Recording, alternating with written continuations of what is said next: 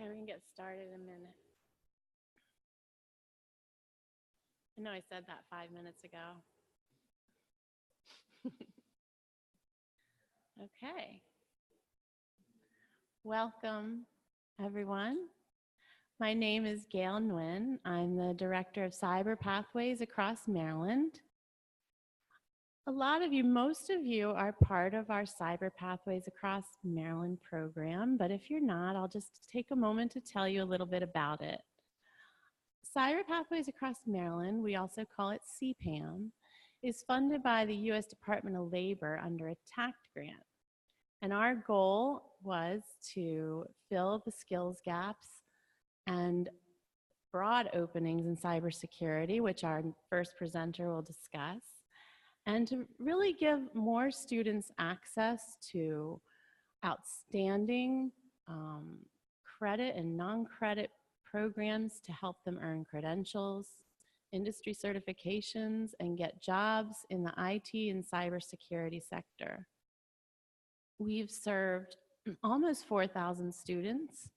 We're a consortium of 14 community colleges. Montgomery College is the lead, and so we manage it, but we're just one of 14 colleges across the state of Maryland, and we've been doing a great job working together, collaborating, and creating a statewide alliance that really benefits all of us, including and especially our students.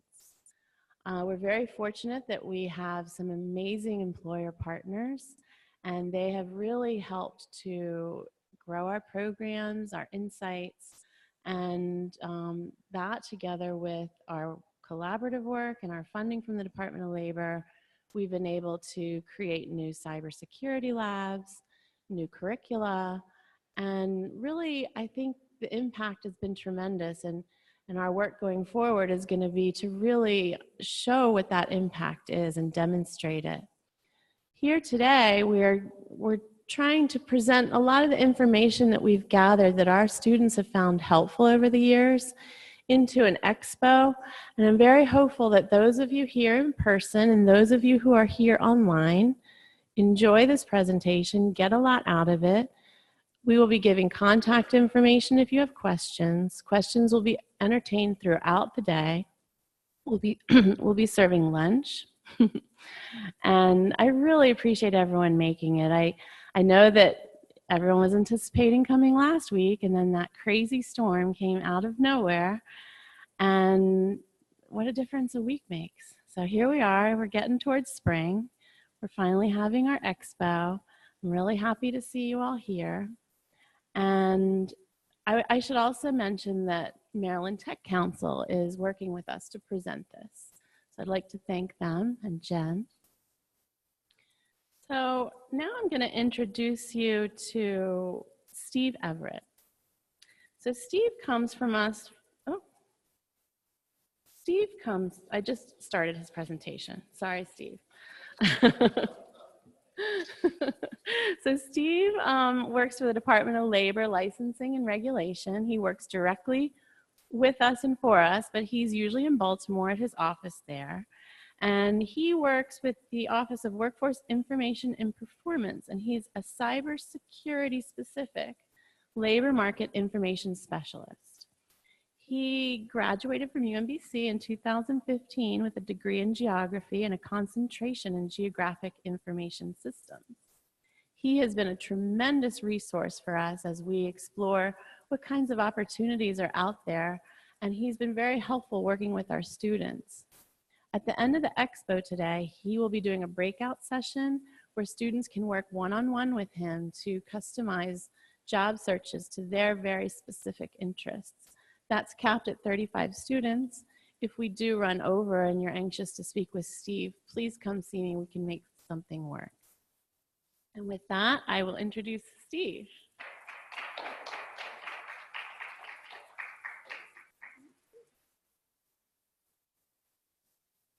Hi, everybody. My name's Stephen Everett, and I'm here to be talking to you guys about cybersecurity careers, specifically researching the job market, developing your resume, and starting your career, hopefully. So My title, again, is a labor market information specialist, and what that means, it's pretty broad, but for me, there's a very specific range of what I'm interested in.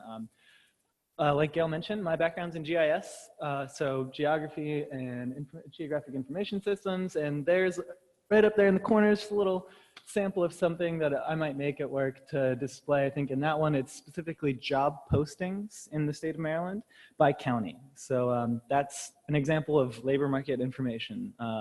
Another example would be like a drill down table, like here in the bottom right. That's taken from job postings, live job postings in Maryland, and it actually is showing you what employers are requesting. So that's the top certifications that employers are requesting in job postings. That was actually collected from a website called the Maryland Workforce Exchange that we manage at the Department of Labor. And and you can take out all kinds of interesting information out of there, but I think that the certifications are really useful. They also ask for soft skills, all that stuff, and everything is available. This is actually only for one occupation, and we're going to be going a little bit into that later, but right above there, you can actually see the occupational cluster that we use at the Department of Labor to research cybersecurity jobs, because unfortunately, cybersecurity is not yet its own industry, which means that it's kind of broken up into a bunch of fragmented occupations. Does anybody here know the difference between an industry and an occupation?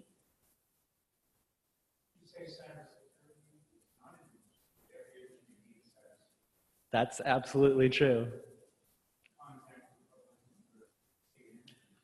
Exactly, and that's part of the problem, is that it's fragmented throughout every industry. So every industry needs cybersecurity almost.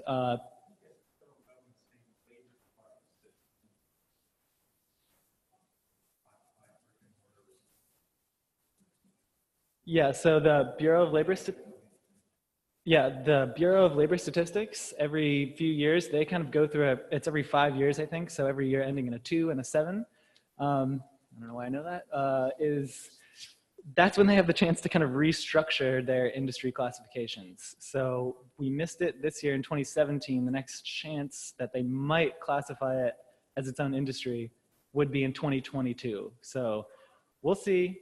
But for now, the way that we research cybersecurity jobs is by using this occupational cluster. So our kind of way around that issue right now is by using these 10 or sometimes more occupations to kind of pick out jobs that have similar skill sets, similar employment requirements, that sort of thing.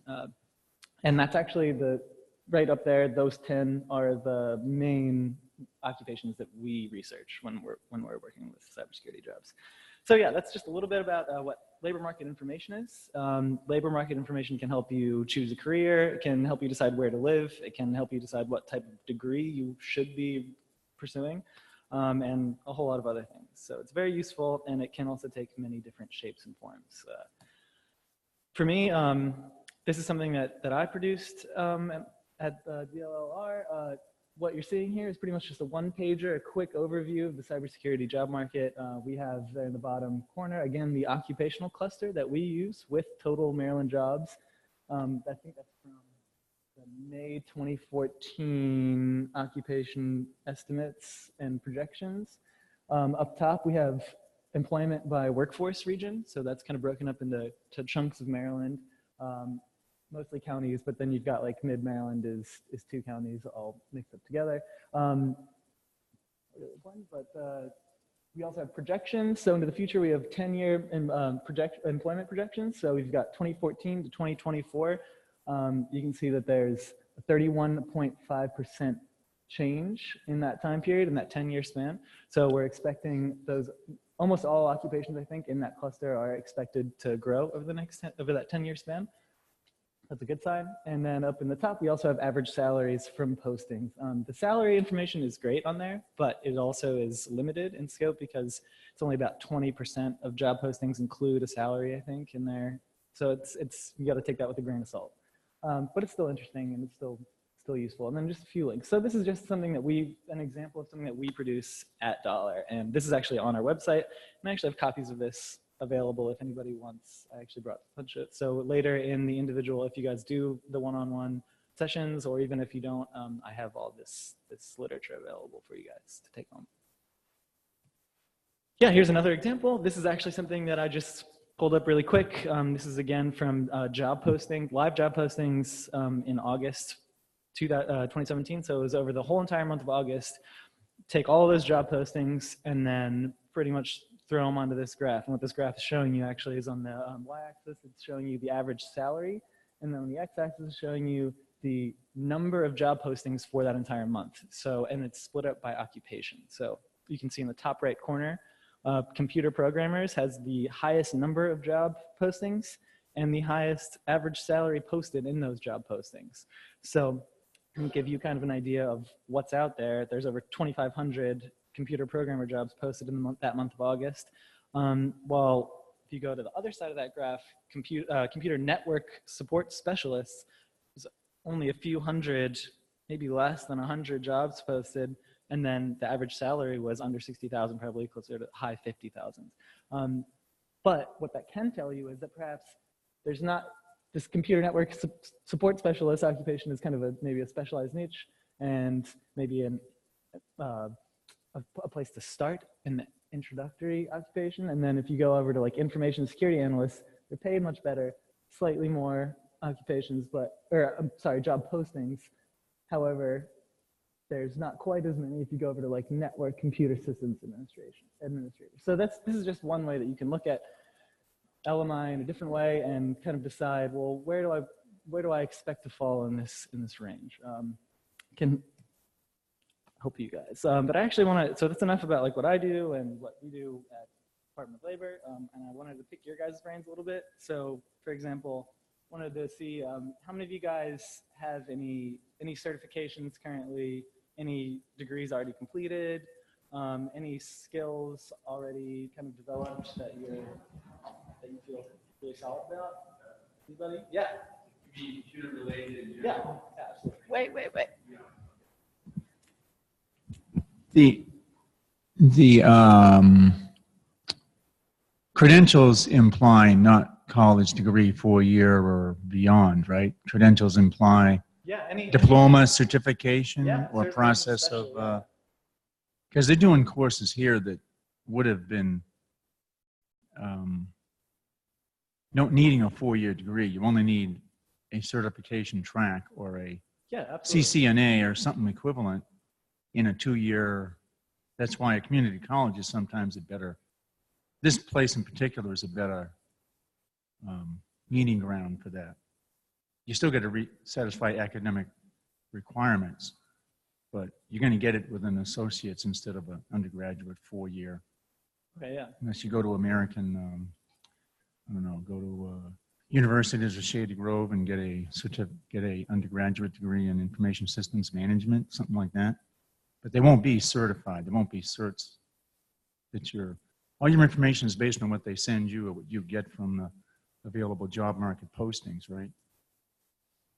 So do you get feedback from people who are already in the career field? Excuse me? To build that list you got there, do you get people give you feedback that are already in the field? For the pay, salary, rates? I'm not sure I understand the question. When you get input to make your charts, do you take this just from what's published, or do you get input from people who you sample in the career field already? Oh, so some of the stuff that I was just showing you, is that what you're asking? Yeah. So for example, a lot of that data that I just showed you guys was from the Maryland Workforce Exchange, which is a job spidering website. It actually spiders jobs from all over the internet. It's pulling from different job posting websites like Indeed, Dice, USA Jobs, the State of Maryland job site, and kind of pulling all that data and aggregating it into one place where you can kind of break it up in different ways. So that's where a lot of our data comes from. Because we manage that site, I also use other products like MC to collect data and other things. But yeah, does that answer your question? Yes. Okay, great. In a way, yes, because what exists is changing. It's not. Right. An undergraduate in business could apply. An undergraduate in business could apply over a fixed time interval, and you might not have to go back and redo it over and over again. Yeah, but because in business management is business management of resources, people, and organizations who have, you go up the ladder that way in management. But in computer systems in the past 3 years, it's all changing. In the past 3 months, it could even be changing. Yeah. So your statistics should only be as good as the feedback you get from who's already in the field, I'm assuming, right? Right, and that's why we try to keep it up to date. And you can get data from last month, especially for job postings. And it's very useful. But yeah, moving forward, just for the sake of time, did want to ask you guys, if you today wanted to go out and get, how many of you guys know where to look for security clearance information, look for jobs, any of that stuff? Do you already have a set of resources at your disposal that you're familiar with? Raise of hands, maybe that would be, yeah. So some of you guys have some ideas. I get some of these. No's. Okay, so that's what I expect. Usually when I've gone to some of the other community colleges in Maryland doing this presentation, usually that's the response that I've gotten is I'm not really sure what resources are out there for me to help me find a job or to help me build my resume. And that's pretty much what the rest of the focus of this presentation is going to be. So moving along. Here are a few, just some logos, a few of the resources. Put Maryland Tech Council up there. But yeah, the Maryland Workforce Exchange, you can actually look for jobs there too. It's not just for labor market data collection, it's actually for job postings. So you can go there and apply to jobs. All those spider jobs are there for you to find. ONET's a great way to find occupational, it's an occupational relational database, I think they call it. This website can help you find an actual job title. So remember we were talking about how an industry is different than an occupation? Well, a job title is also one step down from an occupation. An occupation could have many job titles within it, all doing similar work. So it's just kind of like a broad umbrella classification to help people research the job market. But ONET can actually translate that occupational title into a job title, and which is helpful when you're searching for jobs. Sometimes you don't know what the job's called. You don't know what depending on the company, it could be the same job, just called something different. You know, you're not really sure. So it's a really good tool for that and helping you to navigate. And it actually links you to, I think, USA jobs. So if you're looking at one occupation, it'll pull up all these USA jobs that are within that occupation. And you can either search by skill sets, you can search by employers, you can search by area. It's a great website. BLS, a lot of the data that we collect is kind of in tandem with BLS, and we provide them with state data, and we also have a lot of data from them that we can use. Demographic data, for example, is really good to get from them. Just some of the CompTIA stuff that's out there, they have a lot of really good educational resources in addition to the certifications that they offer on their website. Definitely would recommend checking that out. And the Cybersecurity Association of Maryland, another great resource in the area. These are some just a couple of employers. Any of you guys recognize these guys? I know probably everyone here knows Lockheed Martin. I don't think Northrop's on there, actually. They're big, yeah. Any of the Tenable? Anyone heard of Tenable?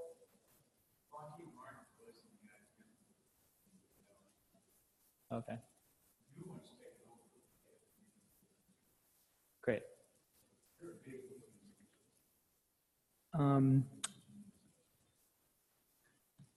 Yeah, so gonna keep going. The Maryland Workforce Exchange, I've pretty much talked a lot about this already. I'm not gonna spend too much more time. I will show it to you guys. If you come to the follow-up sessions, we will be using the Maryland Workforce Exchange. I will warn you, it is a little bit cumbersome, a little bit user-unfriendly, but with a little bit of guidance, it is really useful, and I would highly recommend going to these sessions just to get your head wrapped around the way that this website works. It is a little tricky because there's like the labor market analysis side, and then there's like the actual job posting side, and there's historical data. There's actually a function on this website that's really useful where you can pretty much upload your resume. You can create a profile that not only will bring up automatically a dashboard that you can customize of labor market information facts, or for example, if you want to know who's the top employer for database administrators, or who's offering the most jobs in database administrators for database administrators. That can just pop up and be up to date every month. So you can kind of have that there waiting for you, but then also you can have it set up to have your profile ready to apply to jobs. So it'll simplify that process. It's really nice. for those things for you guys. The other one of my favorite resources that's online is this website called cyberdegrees.org. This thing it's an amazing website. It's actually paid for through advertising from colleges. So it's like 4-year degrees, I think, are paying to have their degrees advertised on here, which is not a terrible form of advertising, really. But you can just skip right past it, and there's tons of useful information. They have a career paths tool, they have degree information, they have security clearance information, really detailed. They link you to the forms that you might need when that day comes. They kind of walk you through the process. It's also just written in a really easy to read way, and they do a really good job of condensing a lot of information into a small space. So I would highly recommend, I'll use this if you guys meet with me later, but if there's one thing that today, if you don't go to the follow-up sessions, if there's one thing that you do, I would say go to this website and read every page on it. It's amazing. It's so good. And it's also just easy to read. I love the way they wrote it. Yes, absolutely. Oh yeah. There is not supposed to be a space there. That's an error. But yeah, it's just cyberdegrees.org. Yeah. And they also give you information about advanced degrees if you do want to go on to get a master's or even just a 4-year degree. That is available. And they also do a really good job of breaking out these occupational titles into more practical classifications. So it's really worth checking out. Again, ONET, I kind of talked about that a little bit, but it's this occupational information. They do a really good job of detailing the tasks that an occupation entails and the types of skills that are going to be expected of you. And they can even tell you wage information or relate you to other similar occupations based on what you're looking for. So this is another really useful resource. So all these are linked here. I think that this presentation will be made available to share in some capacity. Yeah, okay. So if you guys can't remember or just want to have it somewhere, this is going to be available for you to download. So you'll have all these links. And at the bottom there, if you'll notice, that's actually my email address too.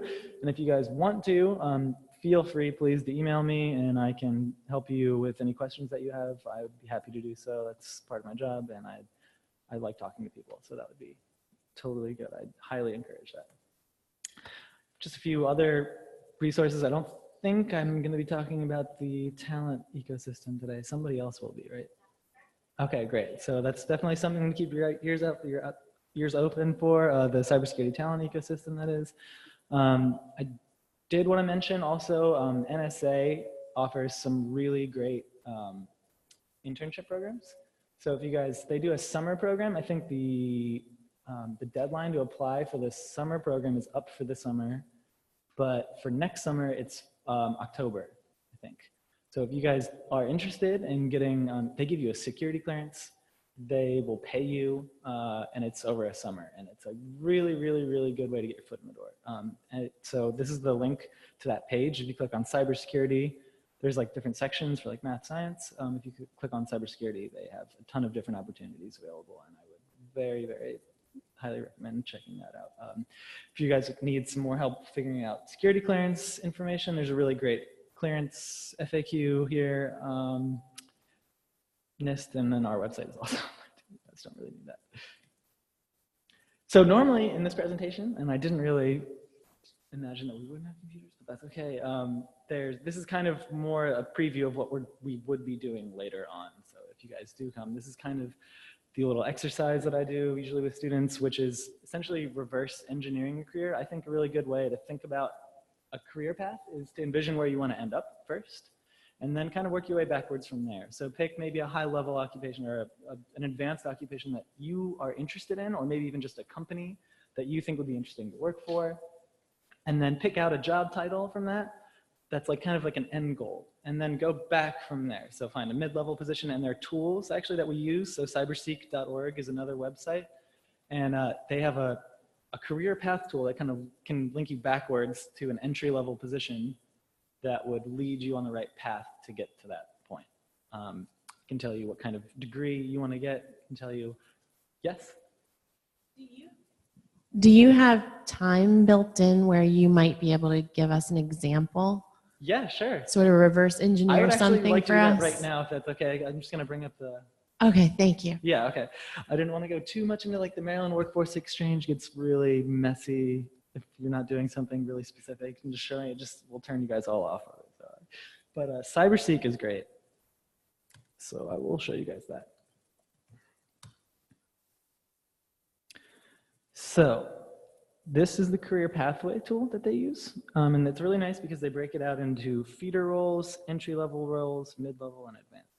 So for example, if you say, one day I want to become cybersecurity architect, you can click on that and come down here and it will give you all these little facts about it. So top requested skills, requested education, top certifications.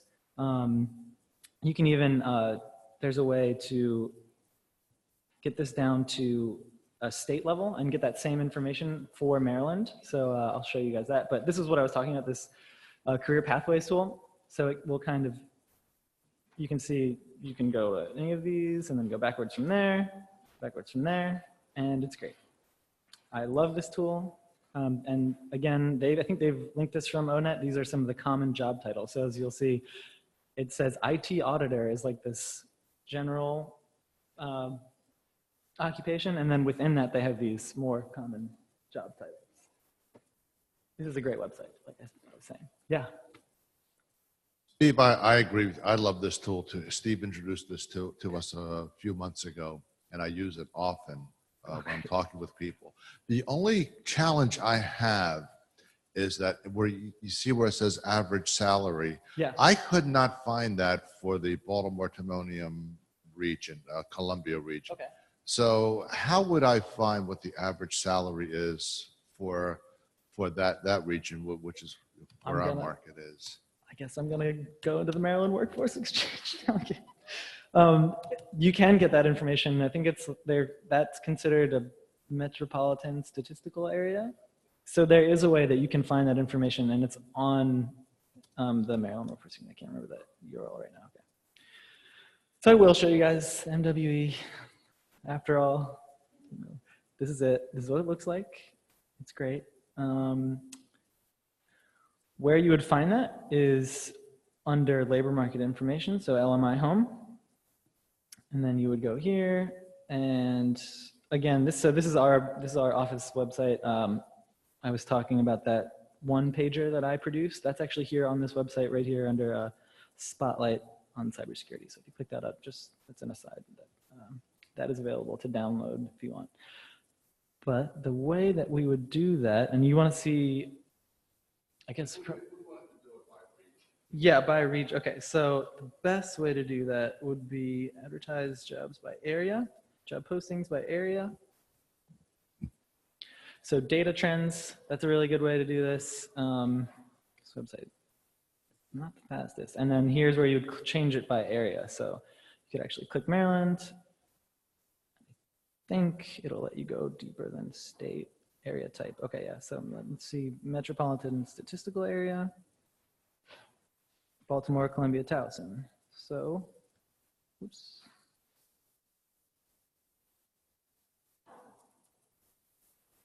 See what we get. And this is going to be this isn't going to be for cybersecurity jobs. We'd have to add that in as an extra, but that was just a quick way to show you how that would work. There is a way to siphon this down by occupation as well, but it just is a few more similar steps that are frustrating. And I can show you in more detail. It just takes a little bit of time to get to that point. It's like, yeah, setting it up is time consuming. Absolutely. And this is the type of thing that I'm talking about, that if you guys want help finding this out, please just call me and I'll sit on the phone with you and walk you through the step by step, and I would be so happy to do that. Right now it's a little cumbersome for the presentation, but yeah, going back, so there's also a way to do this, to approach this on CyberSeek in a slightly different way. So it gives you by metro areas, and I think there's actually metro area for Baltimore, Columbia, Towson. So now we've got this, and it takes away the average salary, doesn't it? Yeah. Huh, that's funny. I'm sorry. Yeah. Oh, I've used ONET a lot, and I think they have a feature where you can look up occupations, and the salary within Maryland anyway, and then On what was that? I'm sorry. ONET. Oh, on ONET. Okay, yeah. I think ONET does. So while we're at it, I'll go ahead and open ONET, because ONET's actually really, while the Maryland Workforce Exchange is good because it's so broad, ONET is really a good resource because is it org? Because it's really, because it's really user friendly. I actually really like this, and it's got this really great keyword search. So if I wanted to, I could just type in cybersecurity, and I've got a bunch of occupations with their standard occupational classification to the side. So information security analyst, let's go with that. That's a good one. Like I said, right up here is the sample of reported job titles. This is where it can really help you kind of search for a job, because if you type in information security analyst into Indeed, it might not really bring up exactly what you're looking for. But if you type in information technology specialist, you could get a whole different set of jobs. So it's just kind of one of those things that it's good to play around with. And when you're applying to jobs, it is good to try different searches, try different areas, try different inputs for while you're searching. So we're looking up salary information. Yes, I think you're right. Here we go. So wages and employment, and I think there is a way to, this is national right now, the way we have it set, but you can select it by state.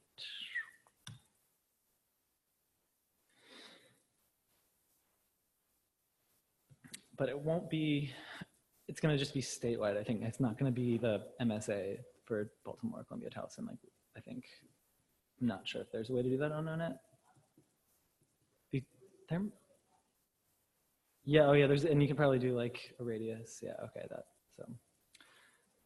Taking forever. But,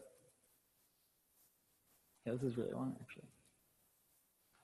Well, I won't worry about that right now. But like I said, yeah, there's also, so we're in this right now. You can now click on this find jobs, and it will, the same way that we were just doing, they'll actually pull up jobs on, I think it's on USA Jobs or Career Stop. Doesn't want to load anything. I promise it works. I've done it before. Just doesn't want to do it right now. I know, always when you want it to work. But yeah, definitely try it on your home computer and you'll be good. Yeah, and it links you to related occupations, which is great, and kind of lays this all out for you. It also gives you options to look for training, apprenticeships, and certifications. So it's a really nice tool because everything's kind of compacted, and it's I think a little more reliable in terms of what they're asking for. Sometimes when you're searching on the Maryland Workforce Exchange for like requested skills, you'll get weird stuff in there, like there's just issues because it's running through an algorithm. So it's kind of, sometimes it'll pull in security guards and you're obviously not looking for skills that security guards, yeah, but it happens. So I think somebody's going through ONET and kind of cleaning it up a little bit or making sure it's on point, which is nice. Yeah, and I think, I'm gonna see if I should pull up any of these other ones. I will show you Cyber Degrees since I like it so much as well. So this is Cyber Degrees, and like I said before, this is one of my favorite resources out there, period. It's really great. Right up here in this first paragraph, you kind of have all the links to everything that you really need to, and I'll show you where that like advertising is that you just usually can skip over. Well, I need to click on something first. So the thing that I really like, and something that I get a lot of questions about, is security clearances. You guys probably, I mean, who knows exactly how the security clearance process works and what you guys will need to do when that time comes? All right, we got one, awesome. But usually, okay, two, yeah, great. So usually that's what I get a lot of questions about, and it seems like this answers 100% of those questions. It's great. So here's the featured school things. That's the advertisement that pays for this website to be up. But if you skip past that, yeah, it tells you a little bit, some general information, some different types of security clearances, where you get them from. Do I need one? Yes, probably. The different levels of security clearances. It actually links you to the form, standard form 86, which is great. Tells you about how the background investigation and background check works. yeah, what happens if I don't pass my security clearance? How long can I keep it? It's just got answers to all the questions that you might have. It's really useful. Another really useful section on here is this moving from general IT jobs into cybersecurity. Something that people say, I've heard people say, is that all IT jobs are technically cybersecurity jobs, and I don't know how I feel about that, but there's definitely room to move from IT jobs into cybersecurity jobs. So it can give you some information about training in general IT and then moving those skills, or having that as kind of your base skills and then moving that up into a higher, more technically complicated position. So it gives you some examples of starter IT jobs, how to build your resume. Yeah, and gaining practical experience. It's great. Very, very, very good. And then the last thing I'll show you on here is the certifications, because, so I don't know if I asked this already, but how many of you guys have some kind of CompTIA or similar certification? A couple of you guys, okay, yeah. So it's really important, the certifications. I know a lot of the schools in Maryland offer programs at discounted rates even sometimes. I don't know if you guys do that here. I know CCBC does it. I know that Harvard does it. But it's really, I would really recommend going through the training and doing the course while you're at school. You can get financial aid to help pay for it, because you do have to pay for it. And you can also get the training, which is invaluable. I mean, it's just great. And if you can do it when you're already at school, or kind of plan that to work together, that would be great. But this section will also answer a lot of those questions. So which one should I go for? How much, exactly what it's gonna cost. Might give you a better idea of why you would want to get financial aid for it. Yeah, and then gives you a little background information on what some of the individual security clearances are and some of the different companies that offer them. It's great.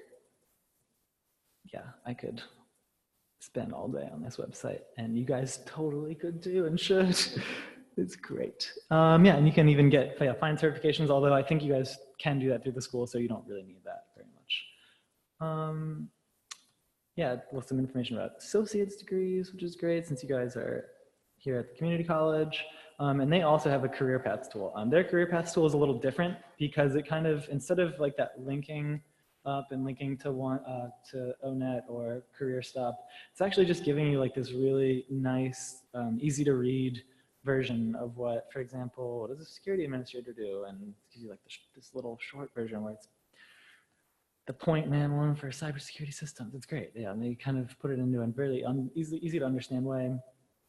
They relate you to similar jobs. They have this where you could go next, where you should go before that. So it's just kind of set up in a different way, but it's very useful. A little bit about salary information here again. So, and then degree requirements. Yeah. This is like the #1 go-to website, I would say, for anybody looking for information. Yeah, and that's Cyber Degrees. And I will move right along from there. Yeah, so the 3 that we just went over that are really useful without any help, at least. I think the Maryland Workforce Exchange, it's helpful to have someone kind of training you or taking you along steps to find what you are interested in, because there's so many different ways you can use it. But the 3 that you can definitely independently navigate and should are CyberSeek, ONET, and Cyber Degrees.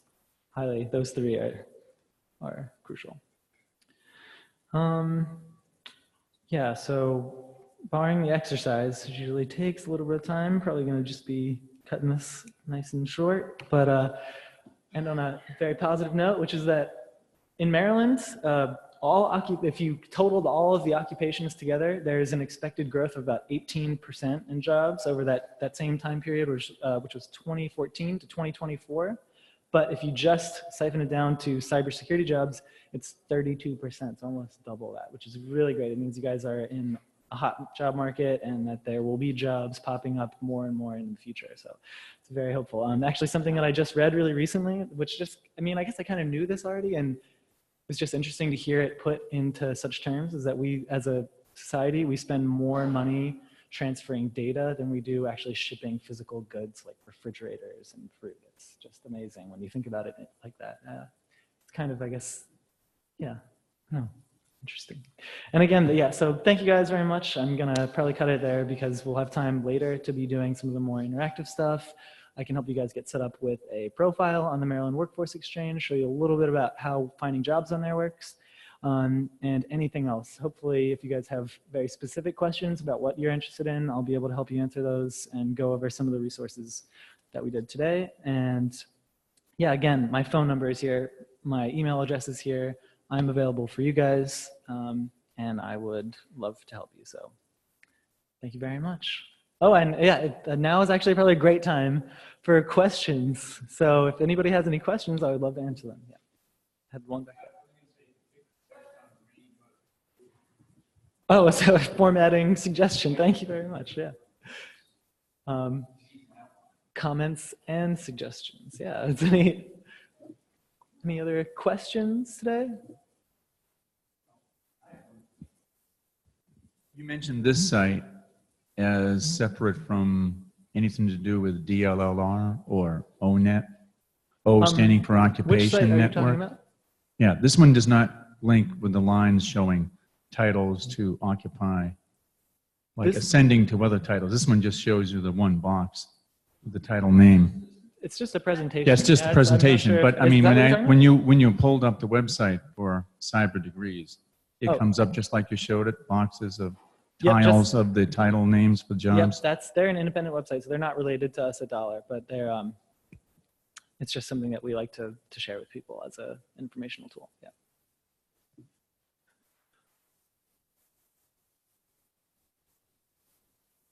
All right. Well, if there's no more questions, thank you very much for your time, and hope you guys have a good day today.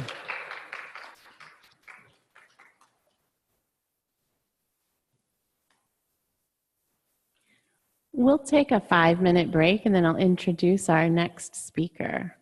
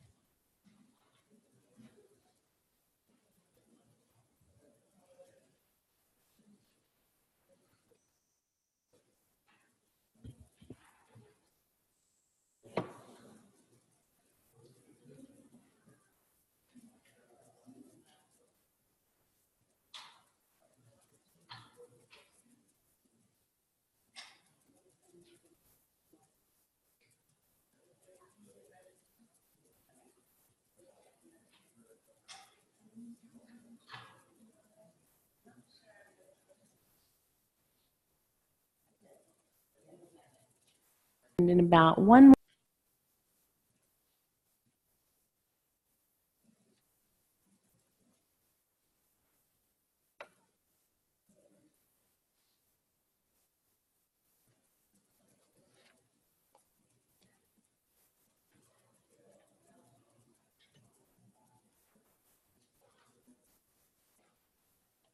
and I'm not going to touch.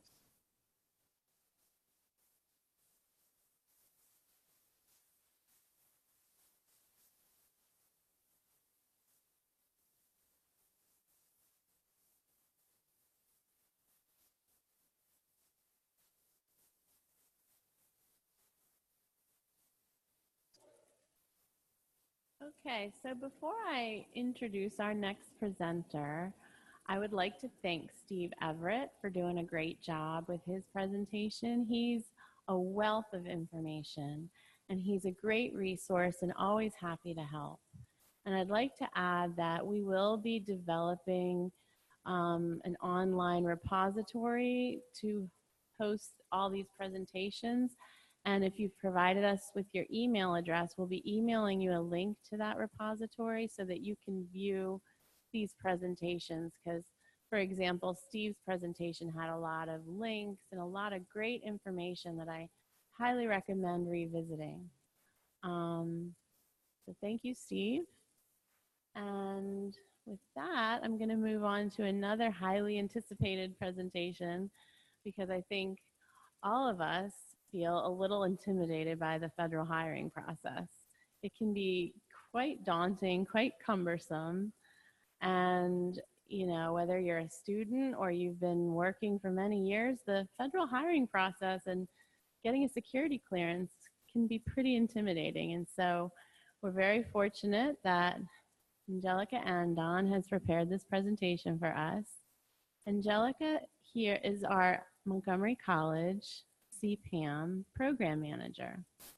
She's been with us since almost the beginning of the grant, and she's a wealth of information herself. She's also been here at Montgomery College since 2010. And she has an MBA from UMUC, and we are very grateful to benefit from her expertise and insights. So with that, I will introduce Angelica.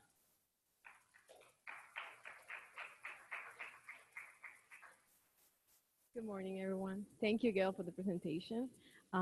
Thank you all for being here. Thank you all for the ones that are online as well. So as Gayle mentioned, the federal hiring process is really intimidating because you have to read a lot, first of all. So keep in mind that in order to apply, you have to read. Also, when you're looking for a job is like a second job. You have to do it every single day. So let's start with what will be covered today. Today, we're going to talk about Usajobs. In order to find jobs for the federal government, you need to look for them at Usajobs.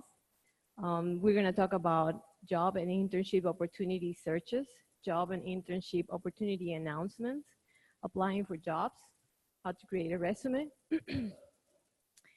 Then what happened next when you get the interview, then security clearance tips, and finally additional resources.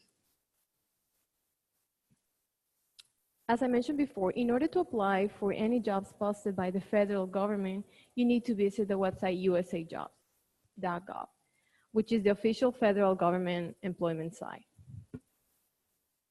So as you can see here, you just go create a file and then you follow all the steps there. As I said before, you have to read.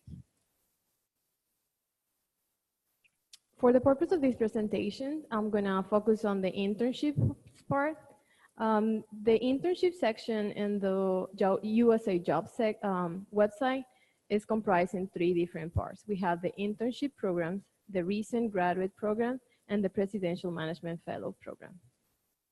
The internship program is paid or non-paid opportunities to explore federal careers while you are in school. Most of you are. In order to be eligible, students must be enrolled at least part of the time in school. Most internships are administered at the agency level. That means like if you want to apply for an internship with NIH will define what are the requirements for that specific internship opportunity. On the recent graduate programs, this program is basically for individuals who have recently graduated, even from a 4-year institution or from a college, 2-year institutions like Montgomery College and most of the consortium institutions are. And this program lasts from 1 to 2 years. Also, it depends on the agency requirements and their specifications. And if you graduated from a vocational, technical, you have a certificate, undergraduate, graduate, or professional, you can apply for that. The third program on the pathways at Usajobs is the Presidential Management Fellows, PMF program. This is the federal government premier leadership development program for advanced degree candidates. In order to be eligible for that, you need to be recently graduated from a qualifying educational institution. And, or if not, you must be expected to complete your requirements or graduation by August 31st. The difference between this one is like you're not gonna find job opportunities on Usajobs for the Presidential Management Fellows. You need to look for their website, which is www.pmf.gov. Once you create your profile on USA Job, you need to start looking for any jobs. You can do search, use keywords, as Steve was mentioning before. You need to know exactly what type of job opportunity you want to look for. If you want to be like an IT specialist, you can do so. But if you look for the website that he says, cyberdegrees.org, you can find more keywords for that specific job opportunity. So in this sample, I selected, I put Gatesburg, Maryland, I put 25 miles, pathways intern, and I posted for students. So if you see, I'm right now, I can have interns and pathways, all the opportunities like that you can find there. Positions within the federal government are classified by occupational series. You see here I have pay scale and grade, GS5 to GS9, being GS5 the minimum pay grade that you will receive in case you are selected for that opportunity. Also, this one is showing that has a salary of $39,000, starting on $39,000 to $75,930. That one, that means that there is a range. You can start from that, but you can get a little more. Also, I advise you to always negotiate when you are offered a position. They're always gonna offer you the lowest, but you can negotiate because that's a range. So that's my advice. Negotiate the first time. They're gonna say, well, we're gonna offer you $39,000, but you can say, well, you know, if you guys can increase it a little more because I have these type of degrees, I have this type of education, I have these experience, they can get that. So always negotiate. It's a good thing. Also on the appointment type, this opportunity that you're looking at is for recent graduate. On the second slide, you're gonna see that there are different, so it's important to check this because this, if you are a student right now, you're not gonna be able to apply for that because you're not gonna have all the requirements that are needed for that opportunity. On the pay scale and grade, most of the ones that you're gonna see at USA Jobs are GS. That is administered by the Office of Personnel Management, but there are also different ones. So for the Department of State, you're gonna find FS, and then that means foreign service, and it features 9 pay grades from FS09 being the lowest to FS01 being the highest. There are also 14 steps within each grade. So when they're gonna offer you a job, like say, well, you're gonna be a GS05, and then you're gonna be a step 5, that's good. But it takes a lot of time to move from one step to the other one.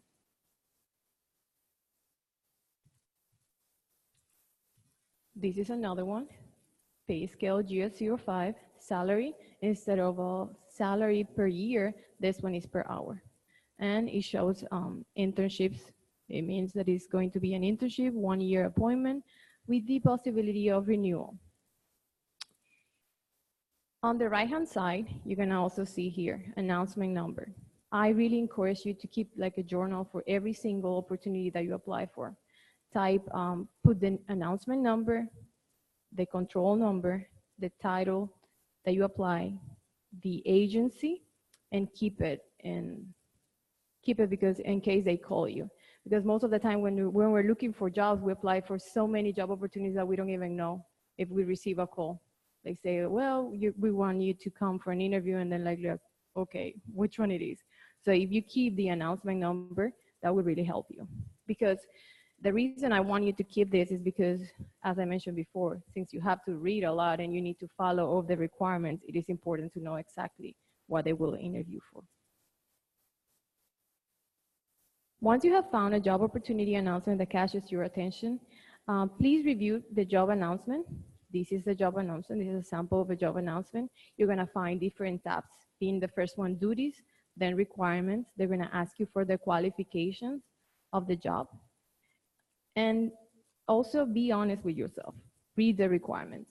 If the job opportunity announcement says that you need to have a bachelor's degree and you don't have it, just don't apply. It's a waste of time for you and for the person that is really reviewing the applications. Yes, yes. government is very specific on what they're asking for.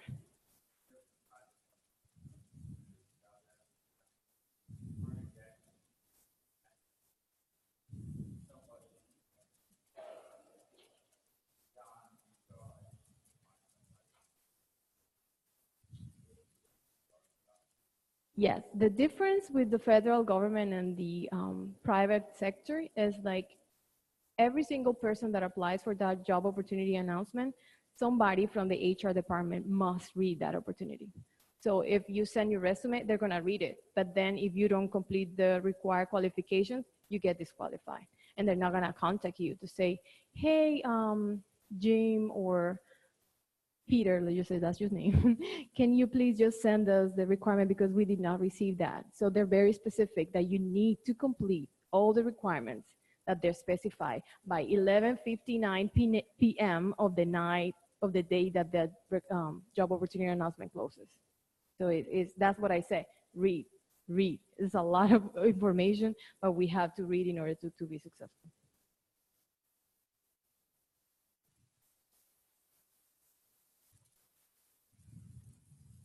This is also the required, on the federal government, they ask you for required documentations.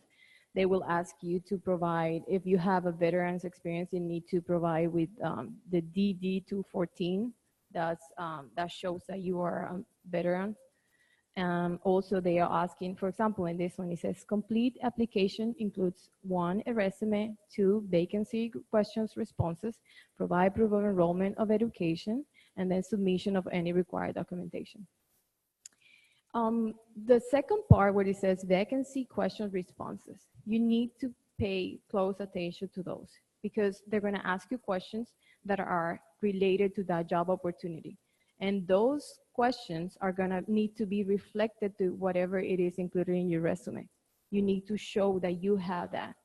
So that's important also to keep track of the questions that you answer. Keep a journal as well.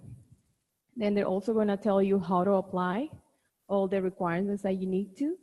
Then is the agency contact information in case you wanna contact them.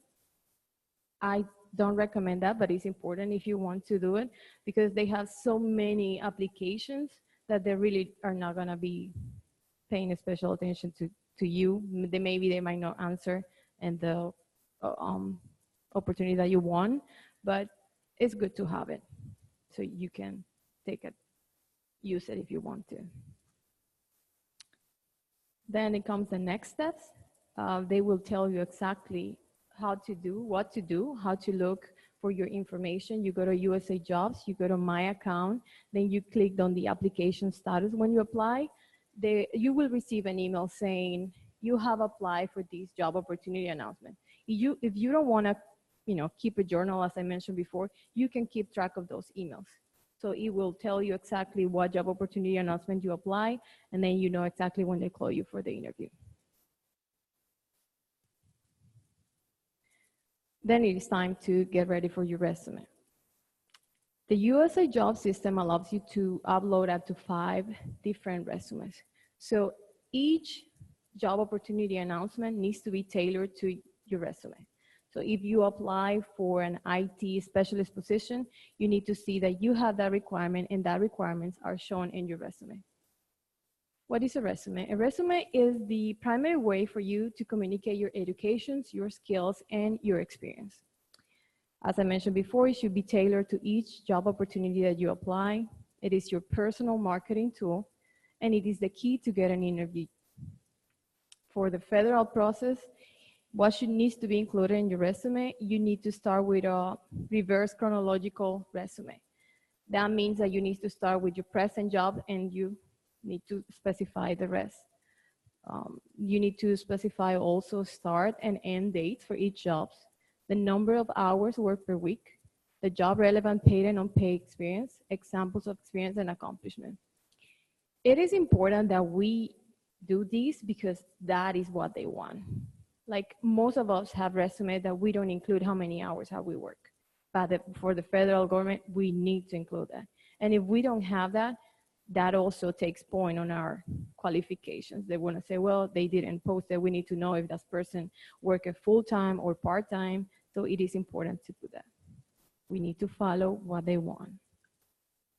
Also, you need to keep in mind that there will be opportunities that they're going to ask you to post your resume with their Usajobs resume builder. So keep in mind. So I advise you to have both. Create one for yourself that can be used for any other type of opportunities that you can find, like say in Indeed.com.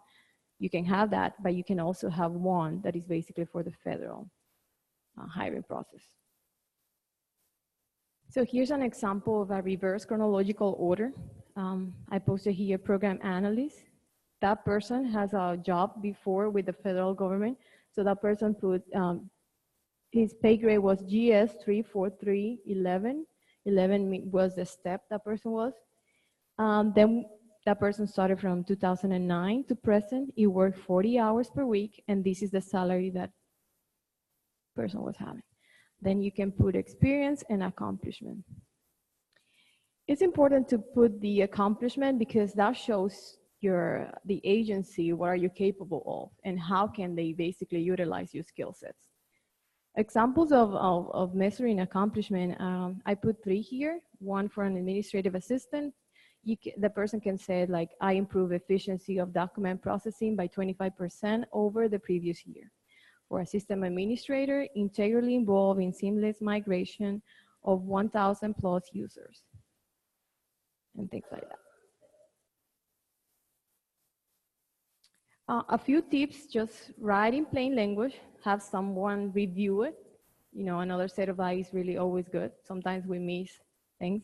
Use spelling and grammar checks. Apply early, as some job opportunity limits the number of applications accepted. That means that they will post the opportunity today, and they say, well, the first 100 applicants will be considered for this job opportunity. So, as I said, we have to read. This is a little bit of how the process is.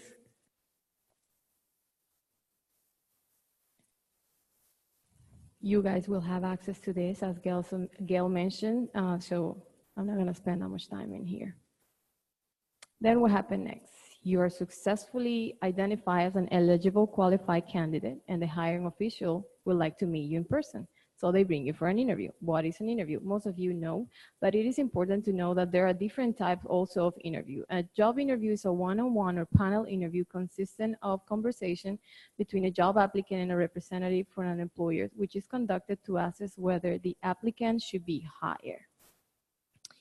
Well, I know that panel interviews must be a little intimidating, but I really like panel interviews because it gives you more opportunity because there are different people that are going to be evaluating the answers of your questions. So it is important to see although it is also important to have a one-on-one, but keep in mind that the panel will give you more opportunity to be asked and to be evaluated. At this time, there is a time to have your job opportunity announcement printed, review it, and bring copies of your resume. There are different delivery methods: in person, telephone, digital conference, FaceTime, Skype. Interview coverage. The general competencies that most of the interviews or the agencies are going to ask, review if you have them, are teamwork, oral communications, interpersonal skills, and problem solving. It's important to have teamwork. Nowadays, you cannot work without anyone. Well, it's always been like that, but it is important to show that you have teamwork skills. Technical competencies, I put an example of what an informational technology specialist position will be asked for: network performance, monitoring, knowledge of application, system programming, analysis technique. It is also important that you show that you are able to deliver. What does that mean? It means like when they ask you to provide, I need this type of report, so you need to show them that you can do that. Most of the business partners that we have had the opportunity to talk to, they say most of their students or most of the interns are not able to basically express themselves. They can build a nice resume, but at the time of the interview, they're not able to basically show what they have. So most people are basically now doing their interview to ask the people, okay, this is a computer, show me what you can do. So that's really important. There will also different types of questions. We will have the behavioral. Example is, tell me about a time when you did this. Or they will ask you in regards of your resume, tell me about your job at X and Y company. Then they will come the hypothetical. This is most of the time they ask you this. If you were in the following situation, what would you do? So it's always important to show and to be clear, as we mentioned before, what was the accomplishment of what you did. You need to show that you really can deliver. And getting to know you. What's your greatest strength? What should I hire you? And things like that. You need to show interest on the position. Also, I want to focus on tell me about yourself. You're always going to be asked these questions. Tell me a little bit about yourself and why should we hire you? So don't say your name because they already know it. There's people that, get so nervous that they like, okay, my name is Angelica and I have this and I have that. No, they don't want to focus on me because they already have my information. They want to focus on what exactly can you do. Like focus on what the hiring manager is asking for, is looking for. If they're asking for an IT information security specialist, you say, well, don't say my name. I was gonna make that mistake again. So I have 5 years in information technology experience with Montgomery College. I have worked at the SOC. I have done this, and that. That's what you need to do at that time when they ask you those questions. Also, you need to highlight your most important accomplishment. Consider any volunteer-related work. On the behavior-based questions, you need to answer using the STAR model to provide the 3 important pieces of information. Provide the context, describe exactly what you did, and articulate the outcome. This is an example. We need to translate new IT jargon to users and communicate the needs and frustrations with the system to the IT staff. Lack of communication between the 2 groups was affecting satisfaction metrics. That is the example they're going to show you. Or you can, then you're going to show what will you do. So you say, I convene focus group with users and designated an IT team member follow up on specific recommendations. Based on the feedback, I prepared and implemented a plan to provide and expand help desk services. So if I were the person interviewing you, I would say, okay, this person was really, he was thinking outside the box. This person was basically went and talked to other people. That shows teamwork. That shows that you're really interested, and that's what you need to show. The result, you're going to show the results. User gains a better understanding of the IT system, and new lines of communication were established between IT staff and system users. Service call decreased by 15%, and satisfaction rates improved by 20%. Always show what you do. A few tips: just arrive early at the interview. Dress appropriately, basic colors, black, white. Do not use strong perfumes. You don't want to be remembered as the person that brought the strong perfume. Do not always obtain information from scheduler, point of contact information, the address. If you need building access requirement, the time of the interview, also important. Learn about the hiring organization. They're always going to ask you, what do you know about, let's say, Montgomery College? So learn about your organizations. And also know the job opportunity announcement. Bring copies of your resume. Come to the interview with questions, your own set of questions. Conduct mock interview. For most of our students that are part of the consortium, we have our career navigators, and they can help you do that. So you can go to the career navigators and ask them, I'm going to have this interview, and they can basically tell you exactly what to do and what not to do. They will also can provide you with feedback on your tone and your facial expression. It is important to do that. Also, I recommend go to the bathroom and look at yourself and see how you deliver the questions. Send a thank you email, follow up if you don't hear back, and then stay positive. There's no wrong and right questions or answers. Just be yourself. As Steve was mentioning, security clearance is very important. Most of the federal agency requires that. The benefits of having a security clearance is not only the pay, but it's also the importance of the job. It is important to know that the United States relies on that information. If that information that you guys are gonna be working with is delivered to people that are not supposed to have them, our security is really compromised. So it's really important to be engaged. In order to receive a security clearance, you must be sponsored by a government agency. There are 3 types of security clearance. We have top secret, secret, and confidential.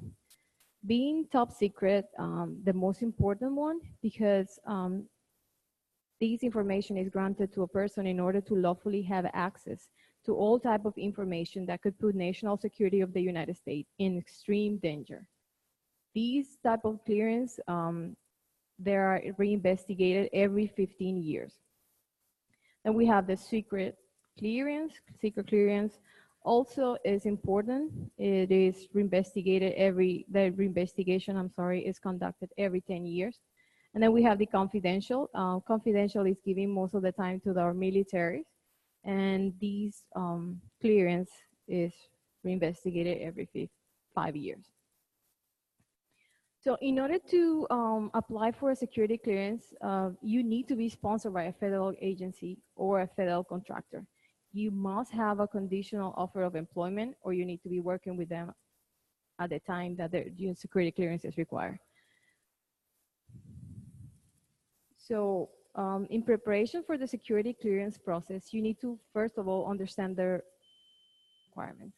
As Steve mentioned, you should check degrees.org, and is a really explains really easy the process. You need to show proof of citizenship. You need to your fingerprints are going to be taken, and then I want to spend a little time on finances and relationship. They're going to really ask for your finances. If you have a lot of debt, you need to tell them, well, I have this debt, but I am in the process of paying off all my debts. You need to show that, because any person that can have a security clearance, the government takes that seriously, and because they fear the possibility that a person can commit espionage in order to better their financial situation. Don't declare yourself in bankruptcy. Just tell them, I am in this situation because this happened, but I am in the process of fixing everything. Just show them that you are in the process of doing that. Also, if you have a significant other or your spouse, be ready, because they're going to ask questions for that person. And I can tell you, in my experience, my husband went for security clearance, and they asked me every single address that I live. They even asked me questions from my grandparents, what they did. I'm not from the United States, I'm from Colombia. They went to my country and they interviewed my neighbors of the addresses that I live for. They went to my husband's neighborhood and they asked questions as well. So keep that in mind. It's not only you, it's your family. Also start by reviewing your posts on social media, Facebook, Instagram, Twitter, Snapchat. They're gonna look for those. And we have additional resources that you guys can use when you have these PowerPoint presentations. And now it is a time for questions, if you have some.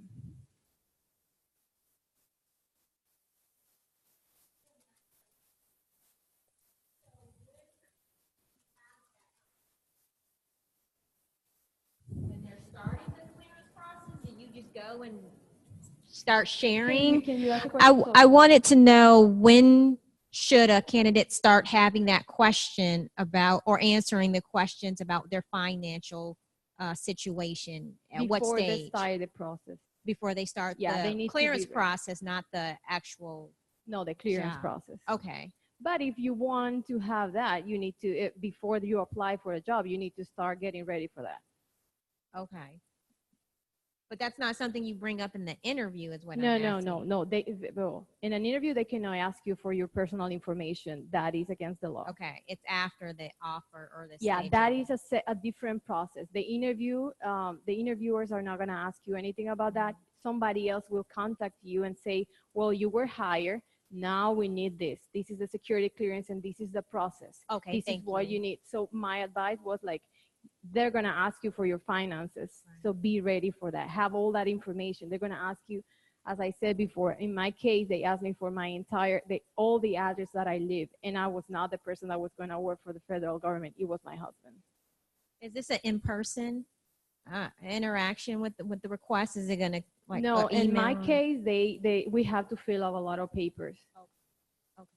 But they do go and interview other people. In our case, they went to my mother-in-law. She has a business in Colombia, so they went there and they asked her questions. Any other questions?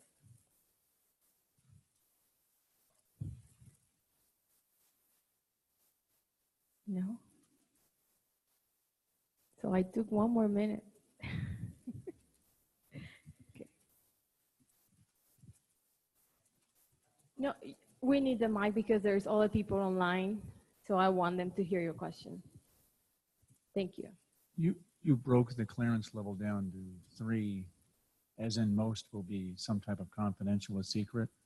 Working for people is when you have access to personal information, right, for a government agency. In other words, it usually is a secret to start with. What Most do you mean? government agencies, when you go to work for them. Okay. They're gonna start you out at some level. Yeah, they're gonna Secret. basically ask your Yeah. secret, top secret, and the other one confidential. They're Yeah. gonna ask your personal information. But the SF-82 you're talking about, when I had to go, because I was in and out of the military a few times, at each level that would have been starting at secret, they said, well, you're going to have a, because the communications media I used, it would have required higher than top secret. Yeah, Maybe. they do the investigation every single year, every 5 years, I'm sorry. Yeah. And it let it go until 7 years one time, but that's only because I had to be overseas. So they will eventually get back to you in no more than 7 years. Between 5 and 7 years, they're going to. For confidential, it's every 5 years. Yeah, they're going to say. Secret is 10 and top secret is 15. Every 15 years, they're going to evaluate. Right. So But they won't start over the whole thing. They'll just say pick up where they left well, off. well, here's the right? thing: you are going to have the clearance, but you can also lose it if you don't use it. So you need to keep that in mind. So they're going to reevaluate and reinvestigate you every 15 years if it is top secret, 10 years if it is secret, and 5 years if it is confidential. Gail, we have another question here. Thank you for your question.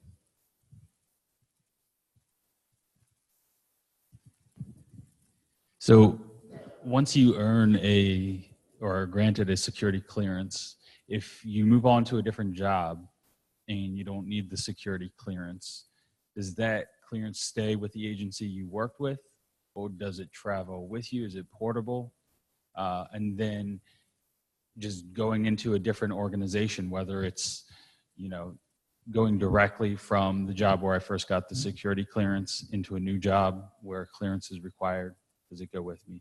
If I have a gap where I go to a job that doesn't require security clearance, but say 2 years after I do that non-clearance job, I want to go into another job with clearance, how does that process play out? Am I going through the process you need again? to tell, for example, if you move from DOL to dollar, right? No, let's just don't say dollar. Let's say you move from Department of Labor to Food and Drug Administration, and the Food and Drug Administration was the one that basically sponsored you to get the clearance. And if you move to another private organization which does not require a security clearance, then when you move back to the federal government, you tell them that you have that clearance. But maybe that clearance is not going to be used because you didn't use it. So you need to be reinvestigated again. So it depends of the agency. But most of the time, if you don't use it, you need to apply for it. Okay, and how does one track that?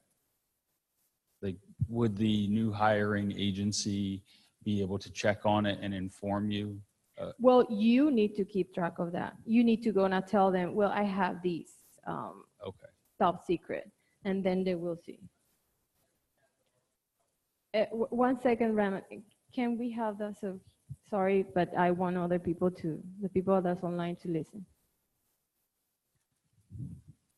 So if it is within the government or government, then OPM usually have all of your document. You just have to tell them, but sometimes case by case, as you told that security doesn't trouble with you, so you may have to reapply. Reapply.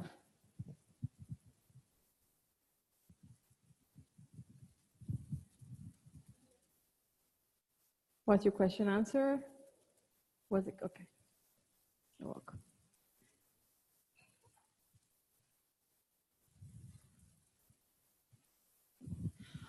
So you don't have to be necessarily in a government agency for you to receive a secret clearance? Yes, you need to, because a federal agency or federal contractor needs to sponsor you to get that clearance.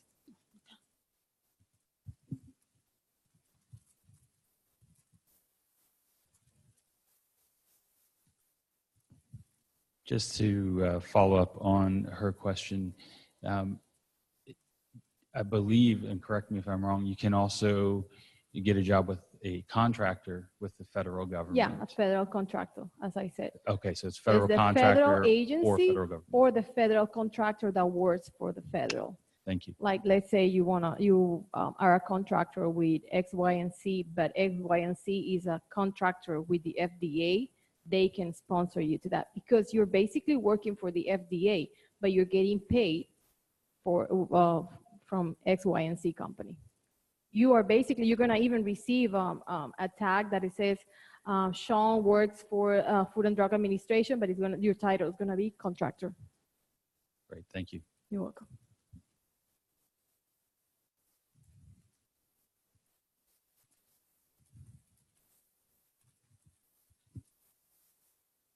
One last comment I want to make, that don't be afraid of the security clearance. Everything, once you were selected for the job, they will do it for you. So just make sure that you are able to earn that clearance. That's the main point. Something I forgot to mention, as Raman was saying, yeah, do not be afraid. It's an easy, straightforward. You need to provide all the documentation, but your clearance can be denied. So if your clearance is denied, you can appeal that information, appeal it, and then you will start the process and you will explain why are you appealing, and they need to explain you why are they denying the clearance. But keep in mind that you might get it, you might not. One more question?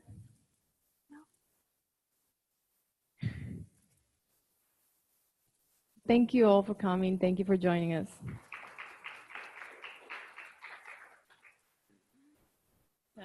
Thank you very much to Angelica for doing a great job. And if you have additional questions that you want to ask her or any of the presenters, we're going to move right behind this wall here, have some lunch.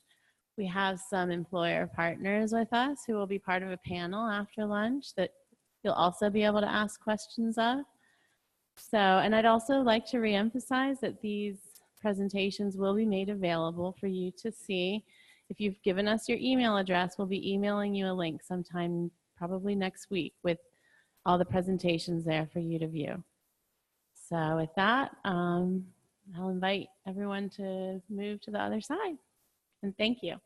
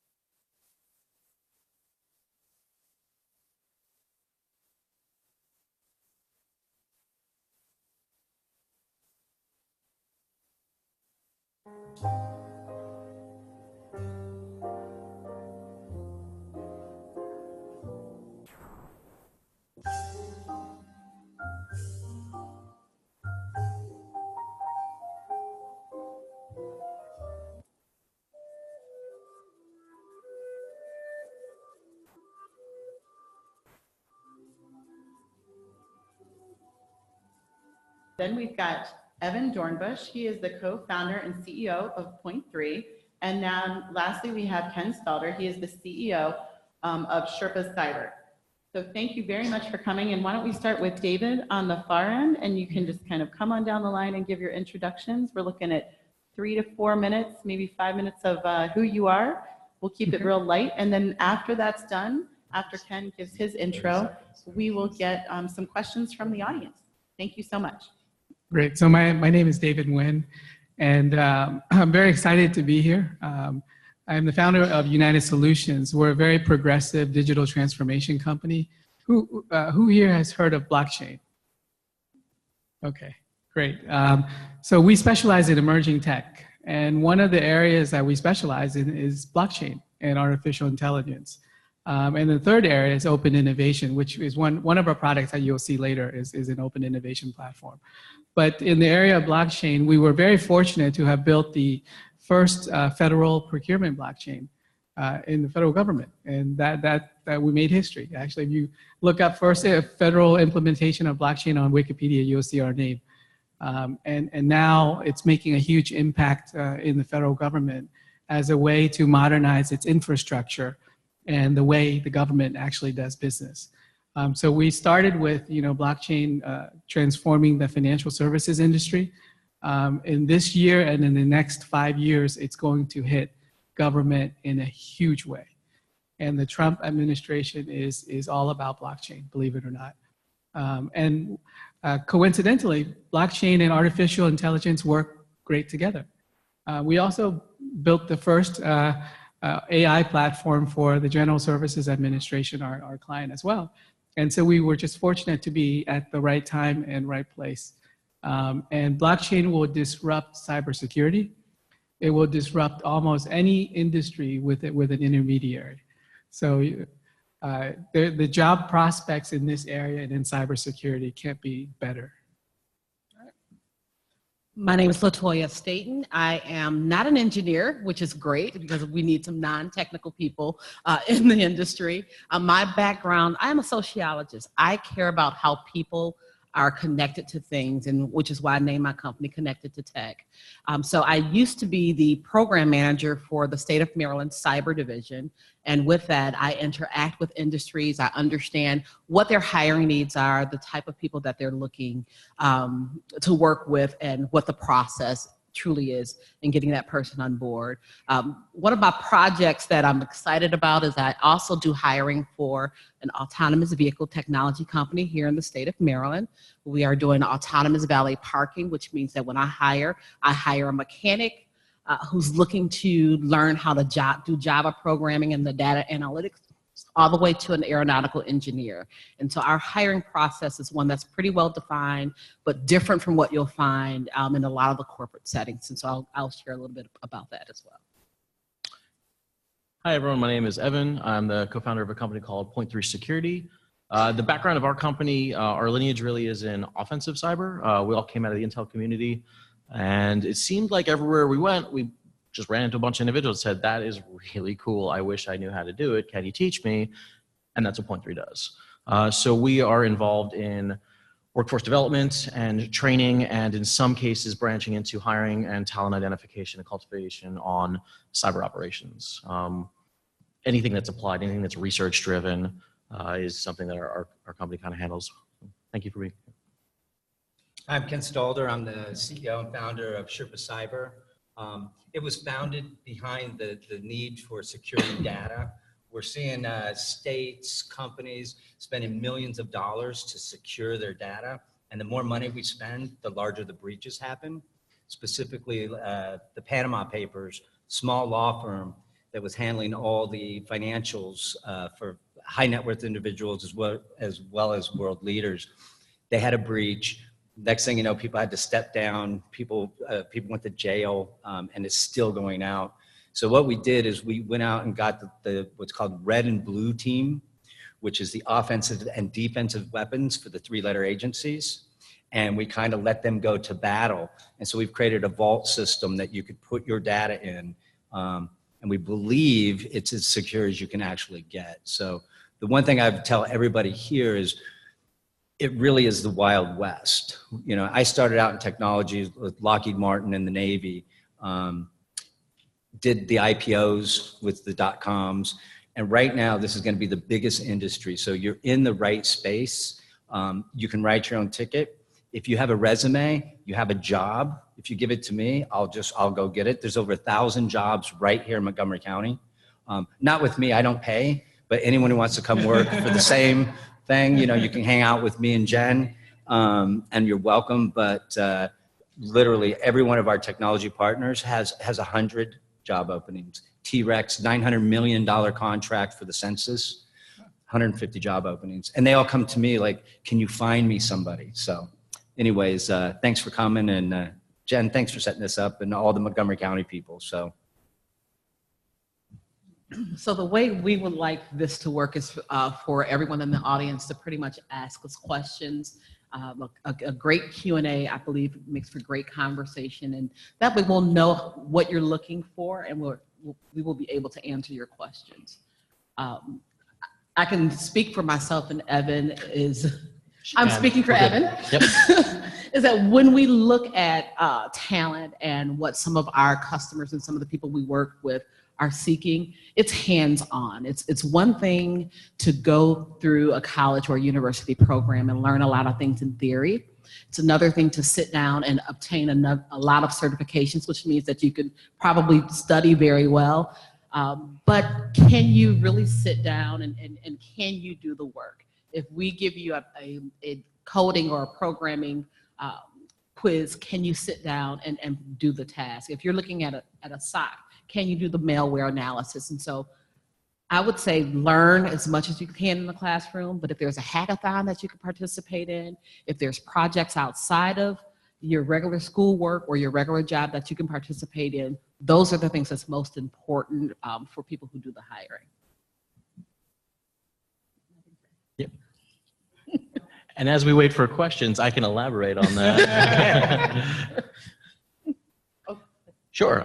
So I agree with that. As an employer, I think it's probably blasphemous to say this in a college, but when we get applicants at our company, we're a pretty small startup, we don't really have time to conduct a series of interviews. We don't really look at resumes. We simply say, hey, we're looking for this particular job description, whether it's malware analysis, reverse engineering, whether it's a programmer.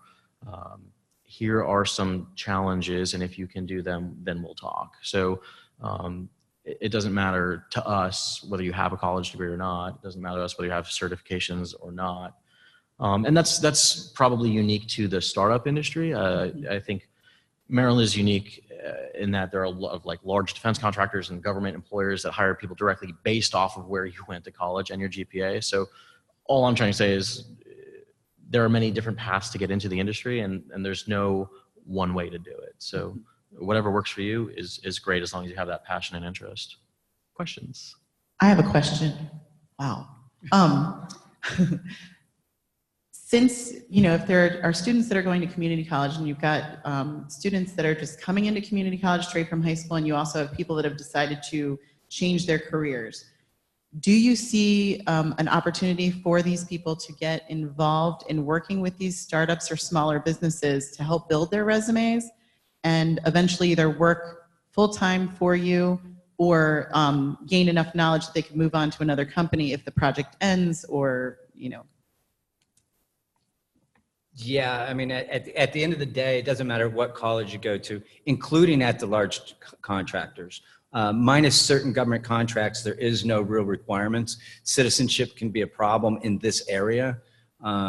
If you're good, the biggest problem you have as a startup is as we bring you in and you work with our science team and you get up, they leave. And it's the #1 problem with IT in general is as soon as I get you trained enough, you go leave. And right now the people are just stealing everybody else's people. And again, there's 1,000 jobs. So, you know, before you're certified, I think I gave my card to some people. Please give it, if you want to do an internship, if you want to start working, we need you and we'll take you. We are a very different kind of company in the way we hire and recruit.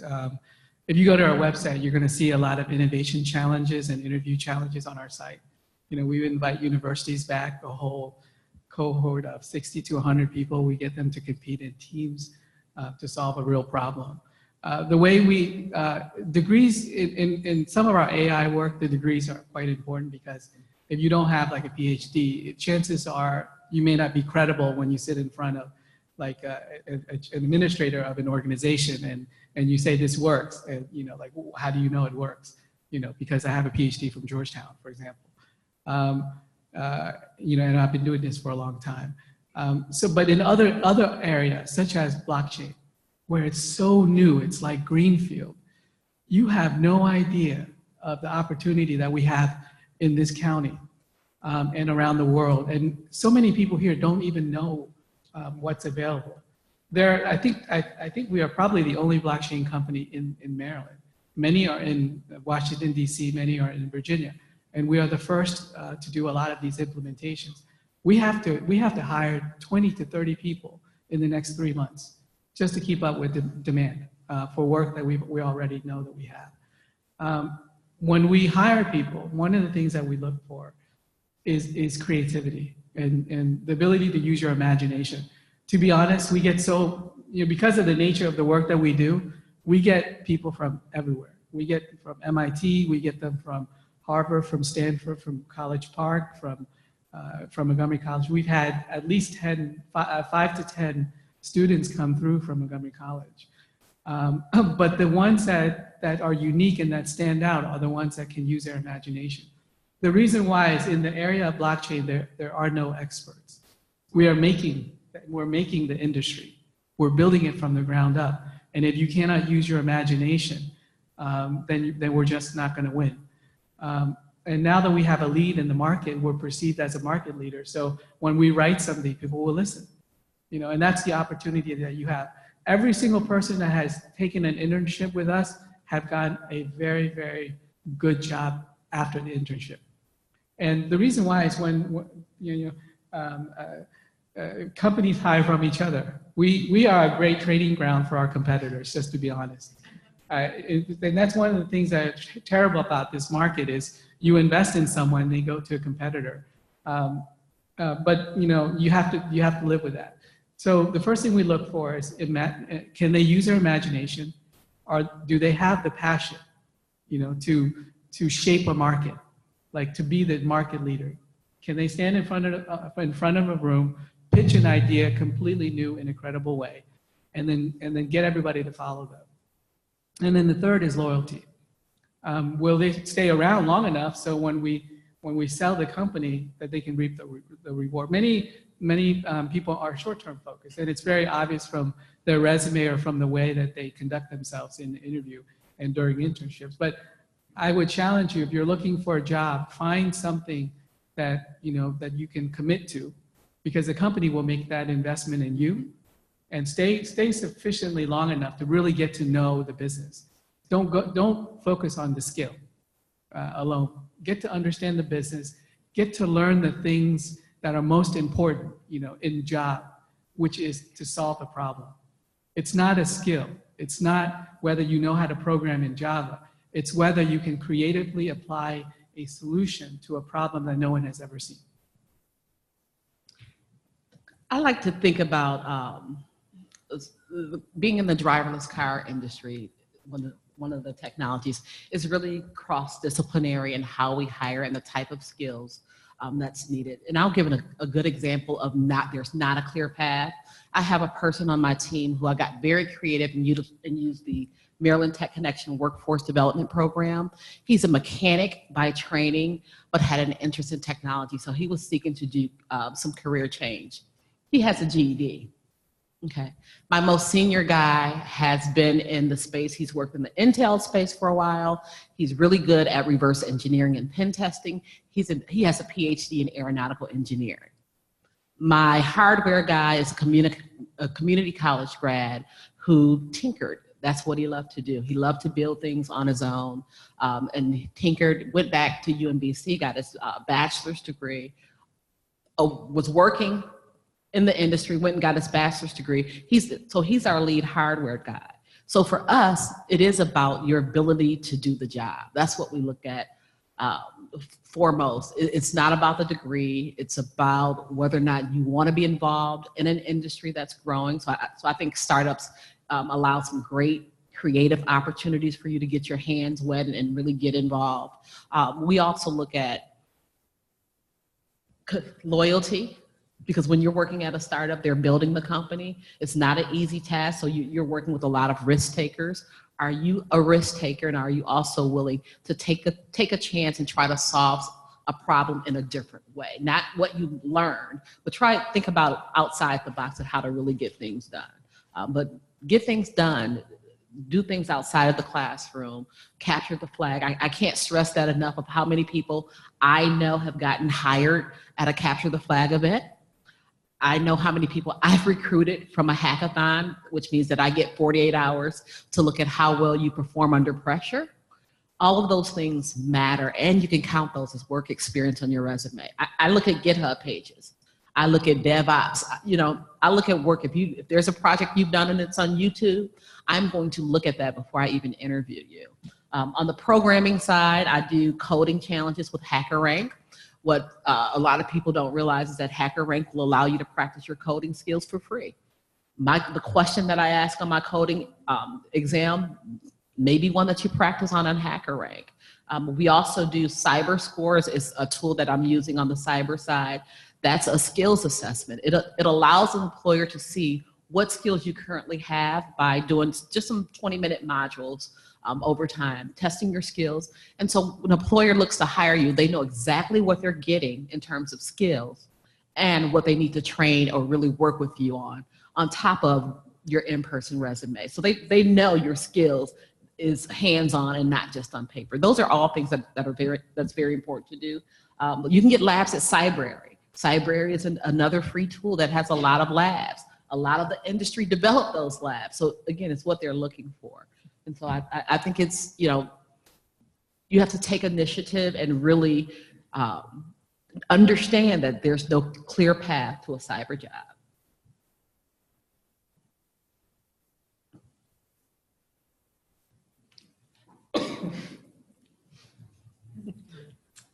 Latoya, is there any piece of federal regulation or standard that would be helpful for a job seeker and also apply to a business that they should know about? So one of the things that you should really know about if you want to be in cyber is the NIST framework and understanding all of the knowledge skill areas under that NIST framework. It just isn't about the pen testers, but there's operate and maintain. There's several quadrants that you should see where you fit inside of the NIST framework. So that's first and foremost. That applies to federal jobs and a lot of the contractors and even some of the financial institutions and insurance institutions that's hiring cyber folks. They map out to that NIST framework. And I believe someone showed the cyber heat map a little earlier, and on that same cyberseek.org, you can find that NIST framework and figure out where you fit.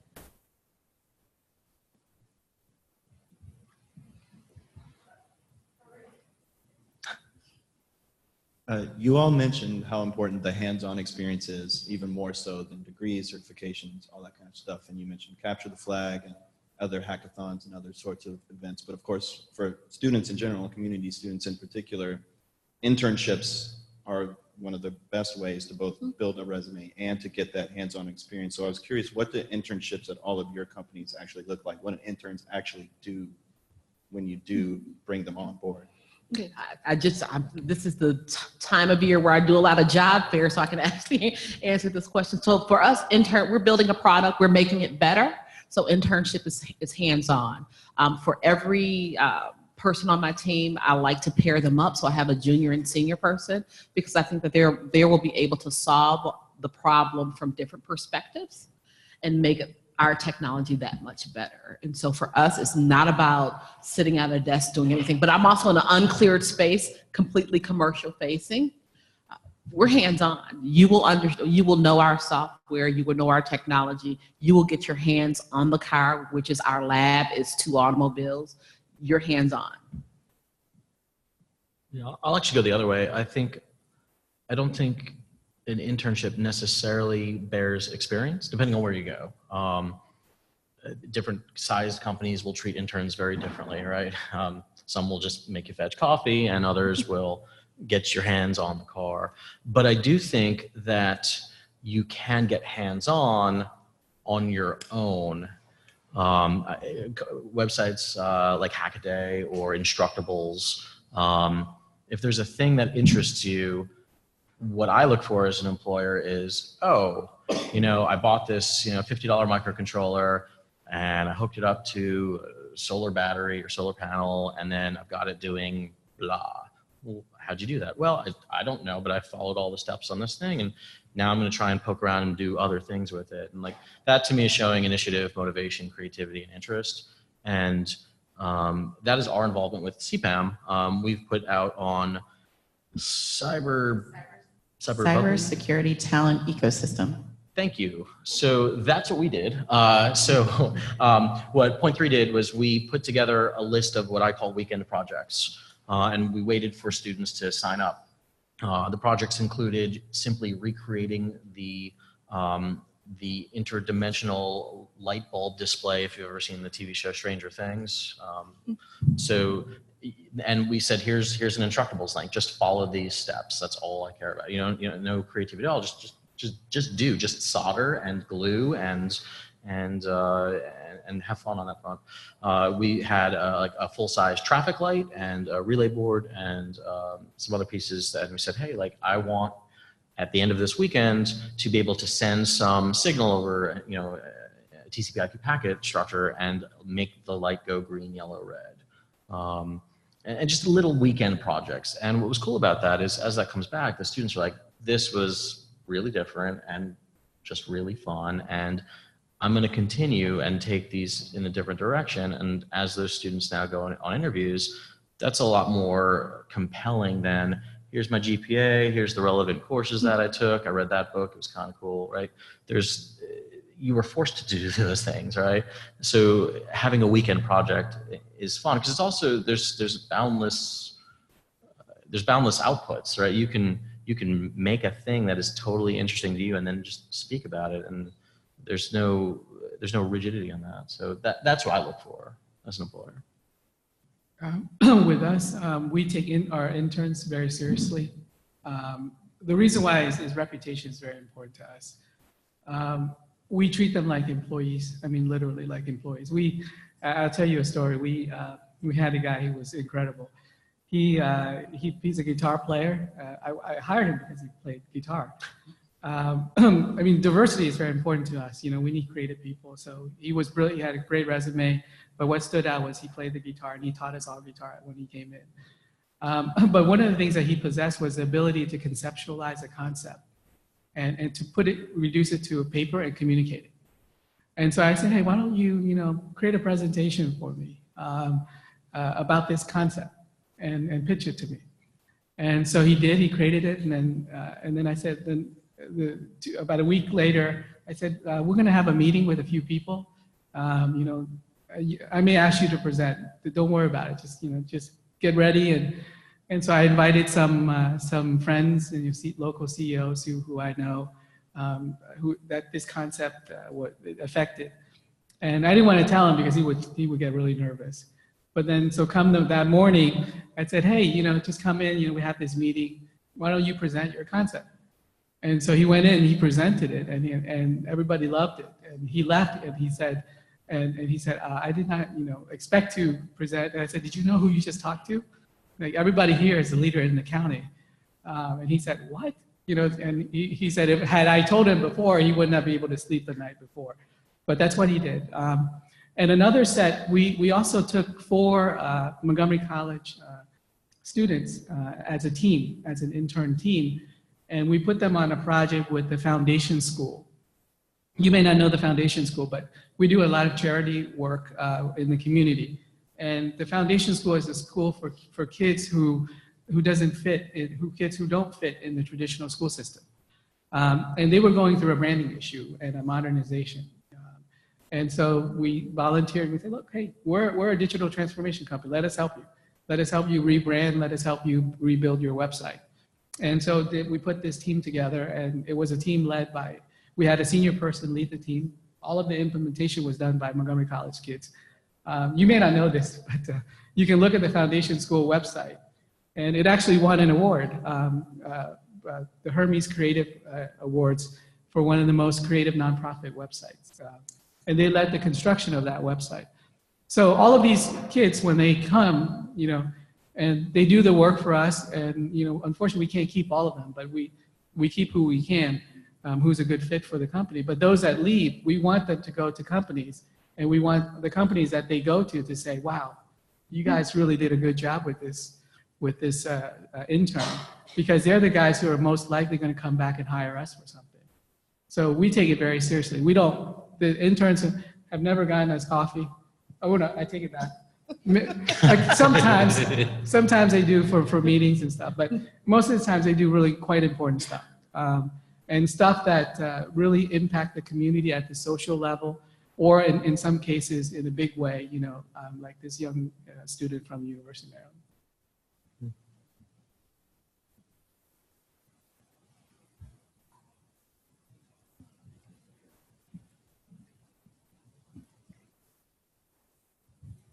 So for those of us who might be less familiar with the hackathons and capture the flag events, I'm very interested in the internship opportunities, but also ways to basically create experience outside of what I view as traditional avenues. How do I find out about the hackathons and capture the flag events? Is there a portal online where somebody's collecting all of these things? I'm really just uninitiated and would love to know more about that.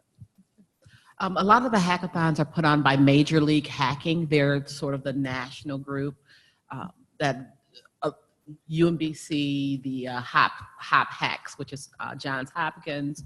BitCamp is the one that's coming up at University of Maryland pretty soon. There's also one that's for women only. That's a very good one.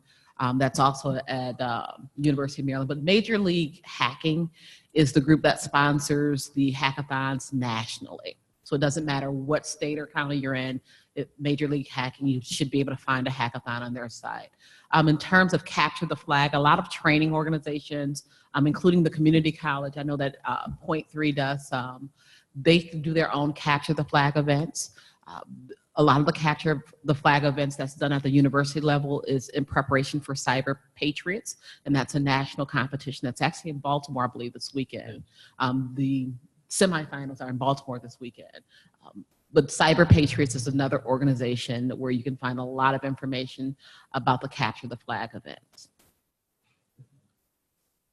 I think just as a resource, admittedly, I'm not very familiar with Montgomery County in particular, but Unallocated Spaces is a real good resource. They have a pretty good email distribution list, and that is like as hackerspace as you get. They've got just this like, it's really just a room with just a bunch of beat up old couches and donated stuff, and people can tinker and build. But they also put on programming. So like, I don't know, every Tuesday night is like lockpicking night, and every Wednesday night is Capture the Flag preparation. So you can join a team and find others with the same interests.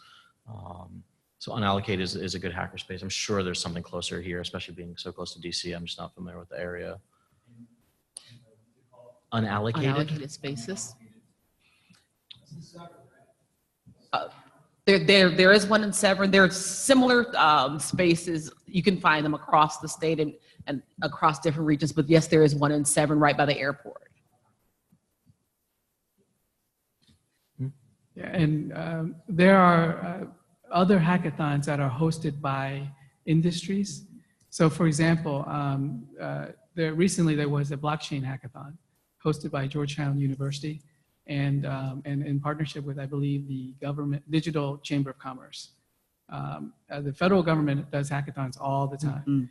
There's a program at the Department of Health and Human Services called Ignite Innovation or something like that. If you're interested in health, that's where you go. You know, they have hackathons, and lots of companies go there, like Google, you know, Microsoft. It's pretty hot. I mean, it's a big event, big time event. We recruit a lot from hackathons. Yeah. Like, it's the kind of person that we want, you know, who's not afraid to kind of spend the entire, 2 nights just doing something a little bit crazy and different.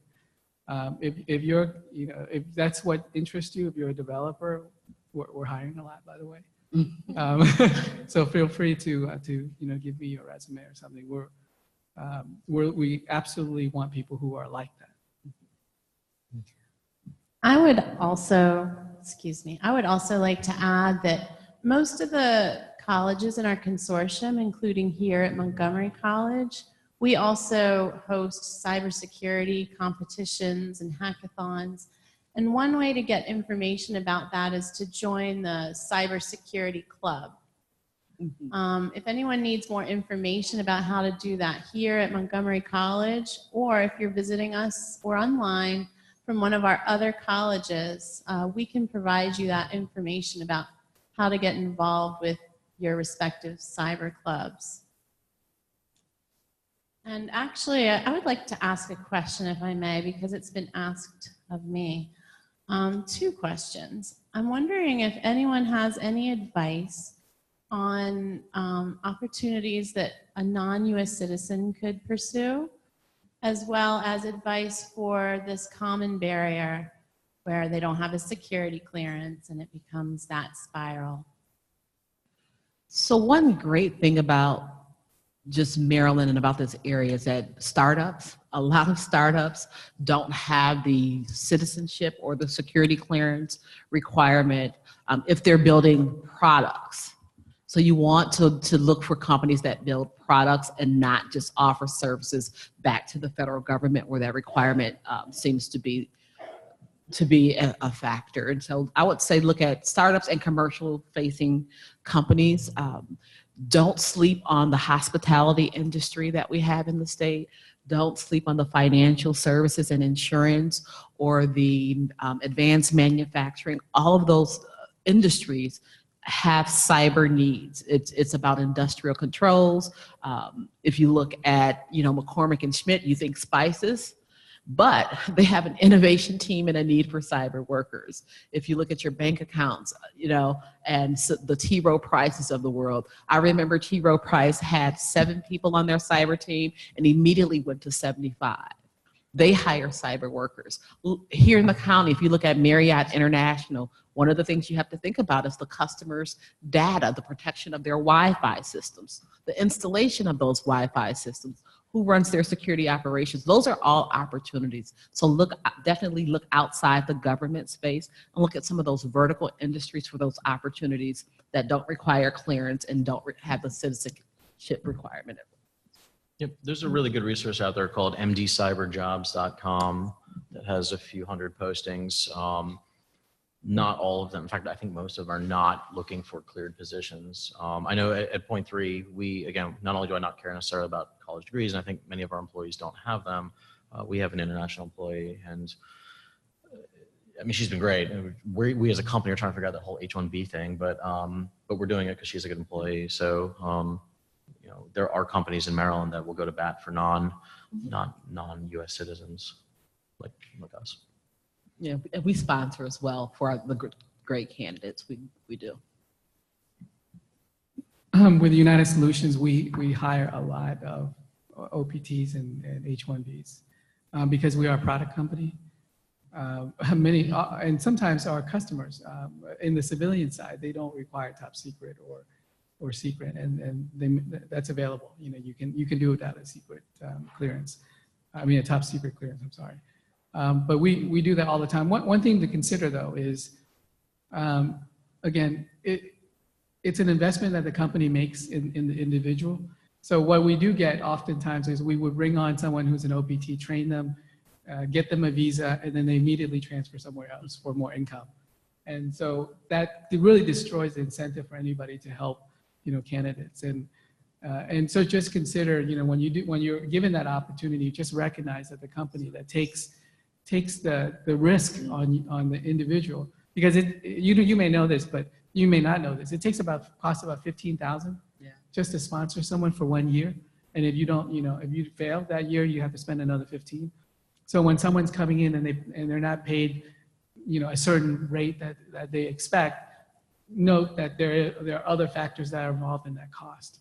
And many people who don't do that, they hurt the other candidates that come along, who are either from the same school or from same program. So just be mindful of that when someone takes a risk on you. Well, one of the things that I'd like to say is from the H-1B, we have a ton of H-1B in our company. One of the things the young lady out there explained to me, just to come to this community college, she has to get on a bus or a train. If you're from another country, if you have these challenges, when you show up to work, what I find is I'll be Saturday night and having one of my H-1Bs showing me some Excel formula that they wrote, and I'm not bright enough to understand it. But if you don't let people know what you're going through, then we can't really see. I haven't seen any of my H-1Bs leave. They've never left any of the companies that I founded or exited. And most of them come with me to my second company or my third company that we go to. So a lot of times when we sit there, you're either looking at resumes or you're watching the hackathons or doing these things. You also want to put some of the challenges that you've overcome just in a personal way. If you came from my house and you went to Northwest college, high school, and then you go to college, you're kind of fitting the mold, but my son likes to stop work at 5 o'clock. He's a little bit more entitled. So when I see these people that are coming from these other countries that got their green card or their work visa or their student visa, we actually go to bat, and I've had probably 50 H-1Bs. Some of them didn't even work for my company, but they're a value that's missing from our country right now. So make sure if you're going through these challenges that you put those out there, because you will move up in the list when I go to hire people. Hi, it sounds like what I'm hearing generally is like community, collaboration, and working together and understanding people beyond their skill levels is really important. So for the one last question, I would like to understand your company culture. So we've heard about like who you like to hire, how you guys like to work, but what is the day in the life? Like, are people dressed up? Or is it a small little environment? Are you working from home? Like just whatever you can think of to kind of really give an idea of the diversity across your organizations or companies that you've worked for that can really show like how broad it can be. Well, in our company, we have offices in India, Florida, Japan, and remote offices. Generally speaking, if you're in this space, you're working a lot of hours. You're working in an incredibly intense environment. And so where I sit, I typically look like this. But as you see, when you come over to our office, your personal life, your sports, your music, all those things should be coming in there, because it really is, at a startup, it's your life. And if you come in as an intern or anything else, it's up to you to grab whatever you want. But the actual environment itself, typically, most startups, music, whatever it is to keep you going so you can do that Saturday or do that Sunday, and we try and incentivize you that way. Your dress, we don't care. I mean, if you perform, it really comes down to performance and what you're adding. And we really like our company. We're multinational, even though we're a startup. And it's phenomenal just to see these different cultures. And we do a lot of food. And I don't know, it's just because I'm old and I like to eat. But, any of this stuff that you can turn me on to your culture, we try and engage that. And we find it's really fulfilling for everybody to do that. Yeah, I'll just echo that. Mass hysteria, long hours, stuff's always broken. I don't care what you dress. We don't care about like piercings, tattoos, how many languages you speak. A lot of our employees work exclusively remotely. So for us, we do require not only passion, but the ability to work fairly well independently. You have a task, you will work on it until it is done, or you are just dead lost. But many of our employees will work just from their house, and we'll set them up with all the equipment that they need. But yeah, food's a little more challenging for us because it's hard to order like pizza for like 12 different states, and then but it's good for us. It helps us attract talent because we don't tie people to like very expensive DC suburbs. You can just move to Indiana if you want, or wherever lower cost of living is. So, well said. All right, so our startup is relatively small. We are 10 people. I'm doubling in size. So we all sit in one big room and sing Kumbaya and work to get the product developed. I'm on the operations side. I sit next to my hardware engineer. He and I have space issues all the time because there's equipment on my side of the room. But we're very collaborative. We do run our product development using the Agile Scrum method. So we do our daily stand-up meetings. If there's a problem, we work together to get it done. There's lots of Monster energy drinks. There's lots of very strong coffee, and there's Nando's every other week because that's what the guys seem to like. So I think that means alcohol. we can't do alcohol. We have cars, so we don't do alcohol. But we have an office space and lab environment. So our guys are sometimes out testing our product in various parking lots on the car. So a couple of them sit in the car together. And so it's very important that you understand the company culture and that we sit together. One of our guys wears sweatpants every day, and it's okay. So it's a very laid back environment. But when we do have our government facing clients, we have team jackets. I don't care what your bottoms look like, but your top is going to be that team jacket when we go to our government facing clients. So that's how we deal with, appearances. Do what you want to do, but if we go to our clients, everyone's going to put on that shirt, everyone's going to put on that jacket. So it's uniformity, at least from the waist up. It's really refreshing to be on a panel with startups. I used to sit on a panel with big companies, and then I'm always the guys who said, you're going to work like crazy. And everybody's here, oh, you got work-life balance, and it's going to be great. And then they come to me, and like, no one wants to go to work for United Solutions after that. But it's kind of true. I mean, we work like crazy, but we play, like crazy too. And you've been to our office. You've eaten at our office. It's very family oriented, and there's really no boss. People are uncomfortable with that. We had like a lot of younger people. They're really uncomfortable with not having a boss. I've had someone who is like so good, had 2 degrees, math champion in China. 2 degrees in accounting, master's in accounting. And she said, I need a boss. I'm like, why? You can do this by yourself. Why do you want a boss to tell you what to do? So we don't have that. We don't have a lot of hierarchies. And that's actually not good for some people. Some people don't like that. Some people want this structure. And our people are kind of a little bit weird, to be honest. Because we don't hire average people. Like, you've got to have something. Like, when we go back, we look at people, we say, that person is too normal. It's not going to work. It's true. Like, someone, everybody has like this person has an earring, or this person, has we're about to hire someone who makes guitar on the side. It's like, do you make money making guitars? No, but he makes guitars. The reason why we do this is because it's so important to get diversity into the team. Because if you're going to build a great product that everybody loves, you have to understand what everybody thinks. And if you get everybody who thinks like me, or who's just normal, you're not going to get it. So that's been our philosophy. And trust me, there is that fact. There's no scoring. We sit back after interviews and we're like, not crazy enough. Pass.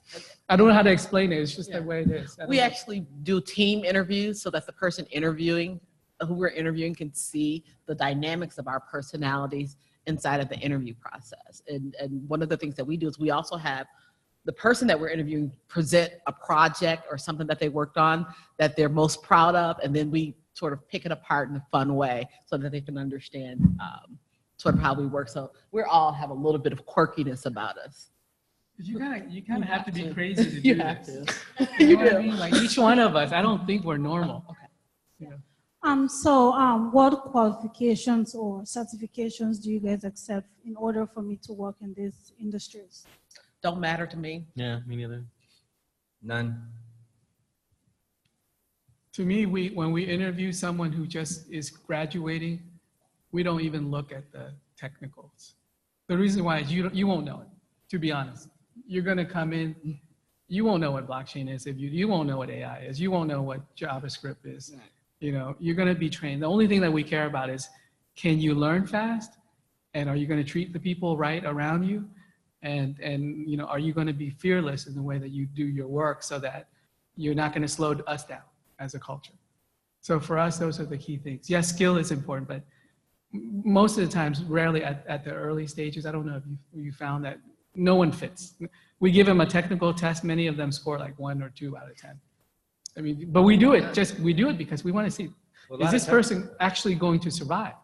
Like some people give up and we're like, that's it. Yeah. They give up, but we give them we know that even we give the same test to architects and they get like a 5. But we put it in front of a junior person because we see, are they going to sit through and finish the exam? Are they going to go through their phone? Many people have done that. They go through their phone, they look, you know, and they write down the answer. You can't find it. We write, you know, we've done this so long, we've written questions for which there are no answers to. The whole point is that it's not that you can get an answer. The point is that you have to commit to something creative. And a lot of times those certifications, they do put you on proficiency to do a box. Can you do this? Can you do that? I don't need this and that. That's not that hard for me to get. The tools out there, we can just go pull those. What I need is somebody to think outside of the box. And on our Black Hat, you know, we have some of the best in the world. They're sick, and I need you to try and figure out how are you going to take advantage of a system. And sometimes it's not the most technical person that can do that. I'm one of our best Black Hatters, bar none, and I have no technical skills. But if you give me 10 minutes, I'll walk into any company, including Lockheed Martin, Congress, the Pentagon. I will take a USB drive with a custom virus, and he will print something so I don't get fired. And I have no, and so I'm what they call the human system Black Hatter. I will walk in and I will manage everything. So your skill set, you're certified, I can let you go do my IT, you can handle my email, happily set up my server. For our product, I just want ideas, and I really want thinkers. And so you'll work with our scientists, they'll get you to the technical part. We want those crazy ideas floating around. I just want to thank you guys for coming out. I think we had a really great active communication here that I think will go a long way, and it's probably started the conversation and might not end yet, which is great. So thank you so much. You guys are near and dear to my heart, and I love you guys so much. And I'm going to pass it on over to Gayle so we can finish up the thing. Thanks again. To Jen and Gayle. Thank you. So I would like to echo those thanks. I really appreciate all of you being here and all of that valuable information and insight you've shared with us. Thank you. And now I'm going to introduce for our next segment, David Nguyen, who's already introduced himself, will be presenting, demonstrating the cyber talent ecosystem. After which, we will have a presentation from Kelly Leonard, and I'll tell you a little bit about Kelly Leonard while we get her presentation loaded. So, Kelly is an author, a consultant, an award-winning CEO, former Fortune 100 executive, and prior to becoming CEO of Taylor Leonard Corporation, Kelly held leadership positions with GE Capital, Kaiser Permanente, PricewaterhouseCoopers. I'm going to put my glasses on. Kelly's very accomplished, and let me put it that way. And she has a trademarked boost tech methodology that has successfully helped thousands of business leaders increase revenue, build profitable strategic partnerships, connect with new clients, land dream jobs. I know a lot of us here want to land that dream job. And although her clients include government agencies, nonprofits, publicly traded companies, she's most passionate about leveraging the best practices of multinational enterprises to influence and impact entrepreneurs and small business. As host of the Small Business Network, Kelly partners with Montgomery Community Media, M&T Bank, Montgomery County Economic Development Corporation, and the U.S. Small Business Administration's District Office to lead a monthly television program that brings business leaders together to connect, collaborate, and communicate the best practices that stimulate regional economic development. So we are very privileged to have Kelly and David here to present to us next, and we will give them the time they need, a moment to set up, and we'll learn a lot.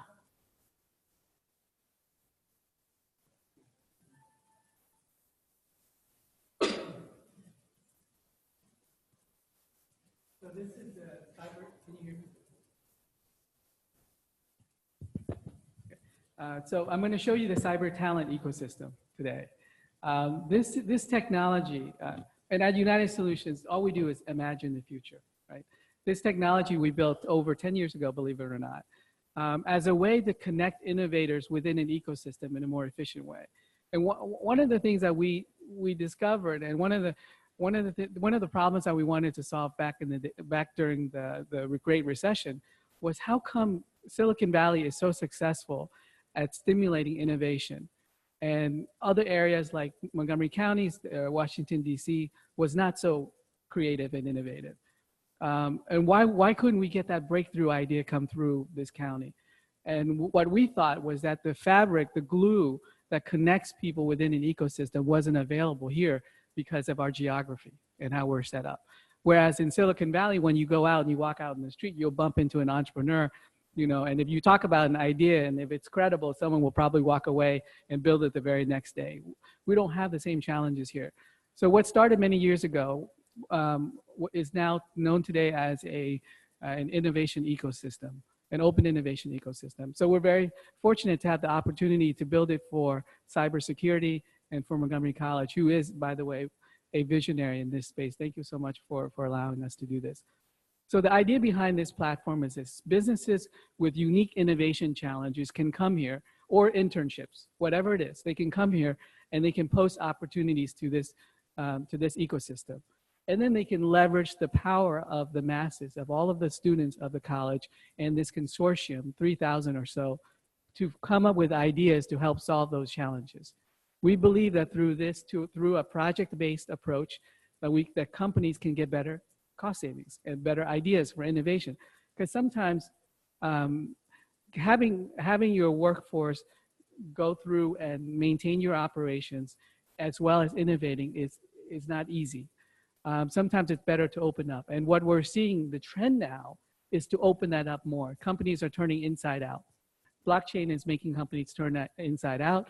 AI is making companies embrace data from other sources within the value chain. And this is just a perfect fit for something like this.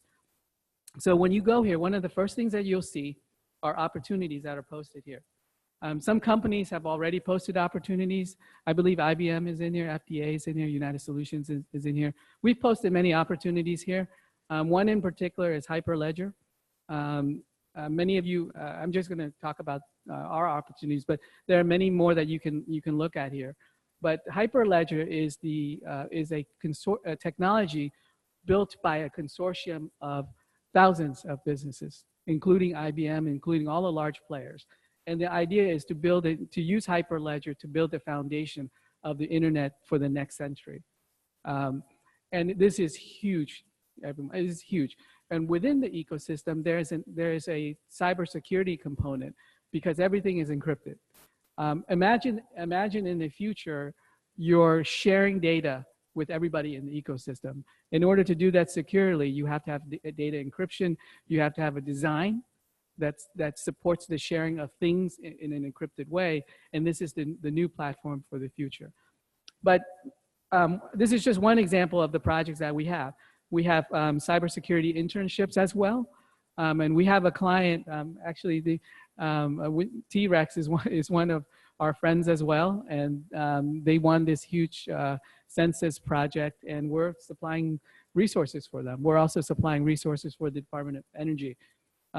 So we do that kind of work as well in cybersecurity. It isn't something that is core to our mission, but it is something that we've been asked to help provide. So you're going to see internship opportunities. You're going to see web development, web design opportunities, and so on and so forth.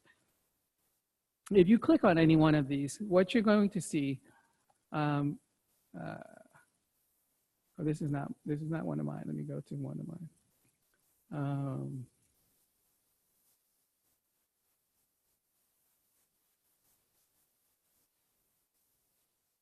Okay, cybersecurity internship. So any company can post this. So when you post an opportunity here, you can see that you can go in and bid for them. You can, ask a question, propose a solution, and bid for these opportunities. Once you bid for that, we can see all of the available opportunities, solutions to those challenges, and then we can then select the best candidate for the job. Now let me show you what we see on the inside. So once we're on the inside, I can look at all of the opportunities that I have outstanding. So these are all of the opportunities that I have outstanding in the ecosystem. These are my needs. As a CEO of the company, these are my needs. And they're posted across many ecosystems, not just this one. But I want to hire from Montgomery College, so that's why I'm posting from here. But these are all of my needs. We need a lot of developers, a lot of cybersecurity people. And you can go in each and you can see it. And as you can see, there have been students who have been proposing solutions to all of these challenges and opportunities. And we have been contacting them and trying to hire them or give them internships. So this is something that we're very serious about. And the reason why I have to do this is talent is actually a huge problem in my company. I cannot hire enough. If I get a good developer, we will hire them right on the spot. We don't have a limit on hiring developers. We do have a constraint with cybersecurity because it is in our core. But when it comes to software development, web development, creative design, we have to hire. And I was telling someone here that we have to hire at least 20 to 30 people in the next 3 months to staff up for one of our two projects that we're expecting to come in very soon. So you can see all of the opportunities that you post. You can track all of the challenges, and some challenges have monetary amounts and some don't, but you can see them. Now, as a person, what I highly encourage you to do when you join this ecosystem is to fill out your skills. The reason why is when we post opportunities, we specify the skills that you have to have in order to do this job. And there's a matching algorithm that informs me when there's a match who qualifies with to serve that opportunity, support that opportunity. And when you have skills like this, and these are my skills, and what you do is you have skills and you have people in your ecosystem endorsing you on projects, and that builds your profile, right? So these are my skills, and you can search for people with different kinds of skills. And one of the things, let me show you, is how can you develop your profile. So I'm going to go to one of our communities where we do work. So we do work using Agile and through a Kanban board. And what we do as work is being done, we can endorse people based on the skills that they exhibited. So now you can trust this. If you're a business and you look and someone says that they're good at design, chances are they are going to be good at design because someone is supporting that with a task, with an endorsement of a task that they perform. So this is Sichi right here. She's one of our developers in the back. She's incredible. She's super fast at building things. And this allows us to move very fast in the marketplace. What we also allow you to do, and this is a new feature that we added, we're very interested in happiness. Believe it or not, because we want employees to be happy. We have an intelligent AI platform running behind the scenes to track your work, whether you're happy and whether or not you're fit for certain challenges. So what you can do is you can, as you're engaged in a project with someone, you can tell them how happy you are. Are you growing? Is your morale good? Do you understand your plan? Do you understand your solution? Is your work-life balance good? So what we can do, and I'll show you mine, we call it emotional intelligence or mood. This is my mood. As you can see, I had a rough October last year. I had a really rough October because that's when we had to deliver our blockchain solution. So we had a rough time, but it's gotten a lot easier. It's going to get a lot rougher over time. So with this information, we can take this information, we can correlate it with the work you do and help you identify the right types of jobs that best matches your happiness and your skill set.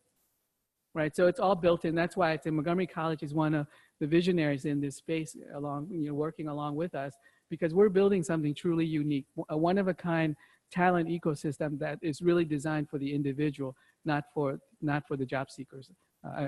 Not for the companies alone. This will help you better understand yourself. It will help you better connect to the market, and it will help you better sell yourself in a way that's more credible. And the last thing I want to show you, and Kelly's going to talk about this, but you can upload, a basic resume. And by the way, our AI engine can read the resume and make predictions about whether or not you're a fit for certain jobs based on the text that you write. So we can use natural language processing to read the text and make predictions of your skills and talent. And this is why it's different from something like LinkedIn. And finally, one more thing, interests. If you have certain kinds of interests, you can write them down and we can match you with people with similar interests.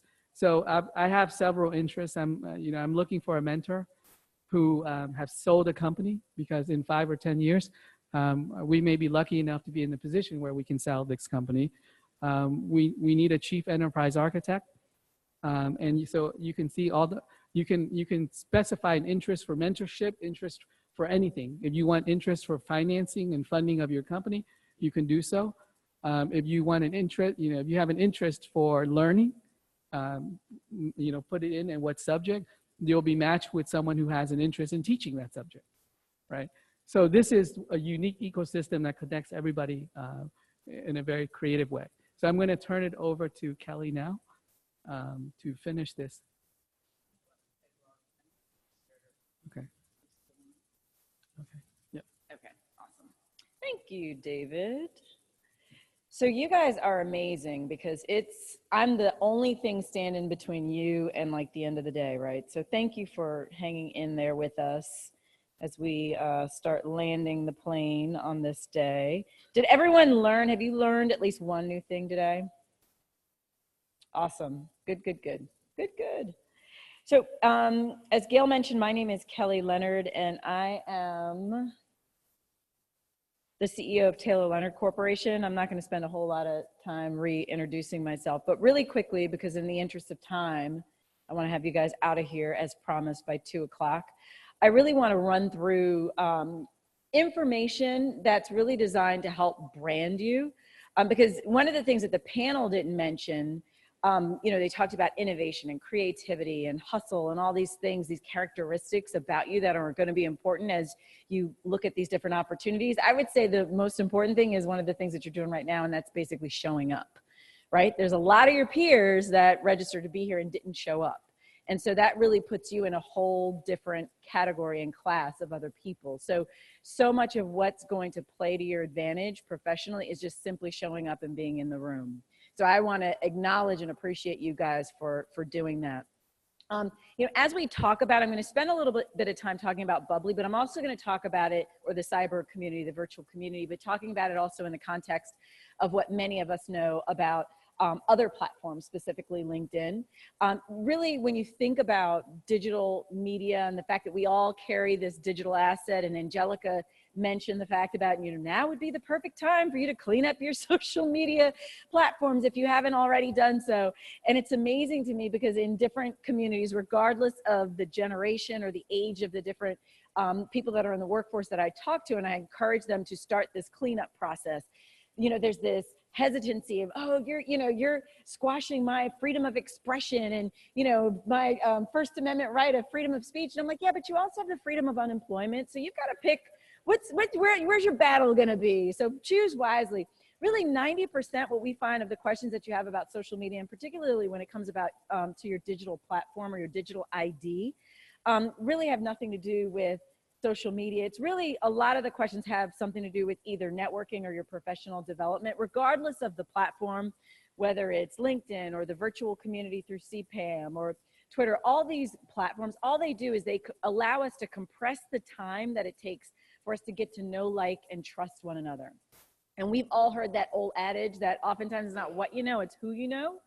And so because of that, it becomes even more critically important that you really portray and articulate your brand and your value digitally as best as you can, because while a paper resume is extremely important, it's really as effective as it can be in the hands of the person that has it.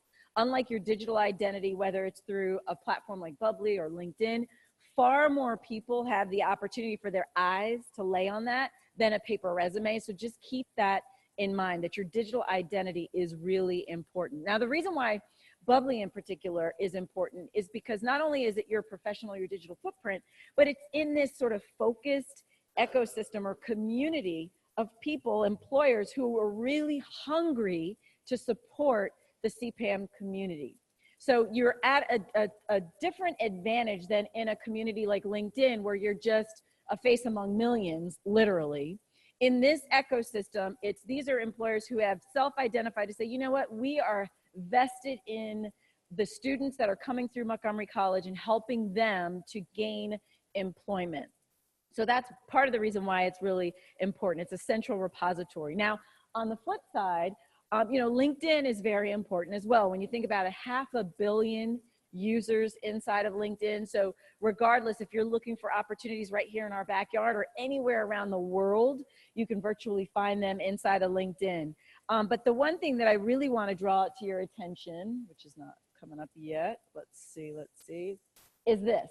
So currently, there's over 6,000 US-based jobs, internships and entry level in the area of cyber, and more than 3,000 of them are right here in our backyard in the DC metro area. So I mean, so there is a ton of opportunity out there. It's just a matter of you knowing how to navigate the platform well enough and making sure, again, that you show up, because if you don't have a profile on LinkedIn, it's not like something's magically going to present itself to you. So you've just got to really show up. And I know it says 2,000 here in DC, but I just checked this morning and there's over like 3,200.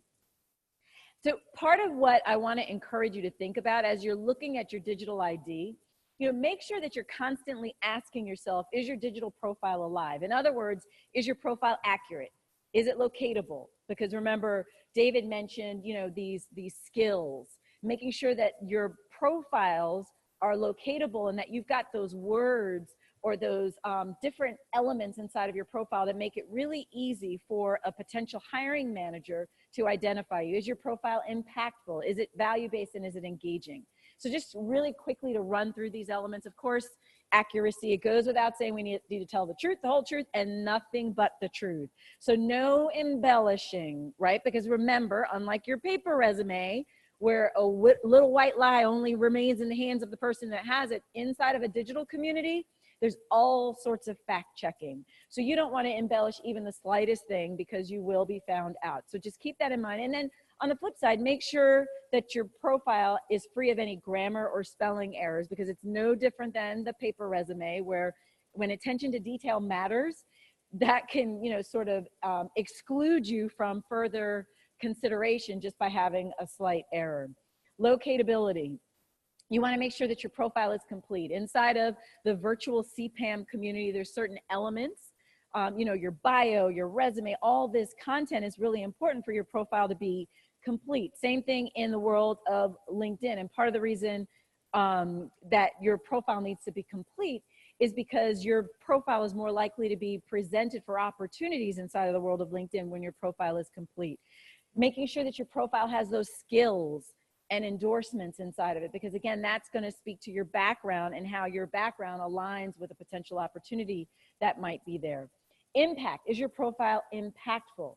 When someone lands on your profile, you've got probably 5 to 10 seconds to really capture their attention, for them to really understand, well, who is this person and how might they be able to help move the needle inside of my organization. So making sure that your profile is written in such a way where there's a really compelling underlying message that really answers the question, why would I hire this particular candidate? And I have a couple of examples that are listed here, but again, for the sake of time, I'm not going to run through the examples because I want to spend some time going into the platforms as well. Is your profile value-based? Making sure that your profile is written in such a way where it really speaks to how you've contributed in these different environments, whether they were, internships or volunteer type roles where you didn't really get paid to perform, whether they're school projects, whether they're actual paid employment that you've had, and really rounding out your profile. So not being so concerned about, well, the work that I did 10, 15 years ago, or even 5 years ago, that has nothing to do with the world of cyber. Because the thing is that oftentimes by showing a very comprehensive background of who you are, someone might see something in you that, while it may not directly relate to cyber, perhaps it's in hospitality. So like the panel mentioned, you know, not just solely focusing on industry per se, but there are crossover industries. So let's say it's hospitality and Marriott. And so you're applying for a cyber role in Marriott, but you failed to mention that you've served in hospitality roles in a previous life. Well, that may then cause you to not get the extra consideration for this new role because they don't know that you had previous hospitality experience. You're just so focused on what your current experience is. I tend to believe that no work is marginal, that you need to show your comprehensive body of work, because you just never know what someone might see where they're able to connect those dots and be able to see you being successful in the role that they're looking for. So really making sure that your value is articulated, and to the extent that you can include measurable or quantifiable outcomes that resulted from you being in a work environment, that's going to just speak volumes to your skill set as well. Because otherwise it's very anecdotal. If you can't tell me, okay, you moved the needle X percentage, or you processed X amount of data, or this was the speed and accuracy in which you were able to do a particular thing, it really causes me to try to figure that out on my own. So it's better for you to just share that information with me. And then similarly, making sure that you've got those endorsements, or in the case of LinkedIn, endorsements and or recommendations, where these are third parties that are going to validate your skill set. Because it's not enough for you to talk about how awesome you are. It really is helpful for someone else to come alongside you and validate your background and that past performance.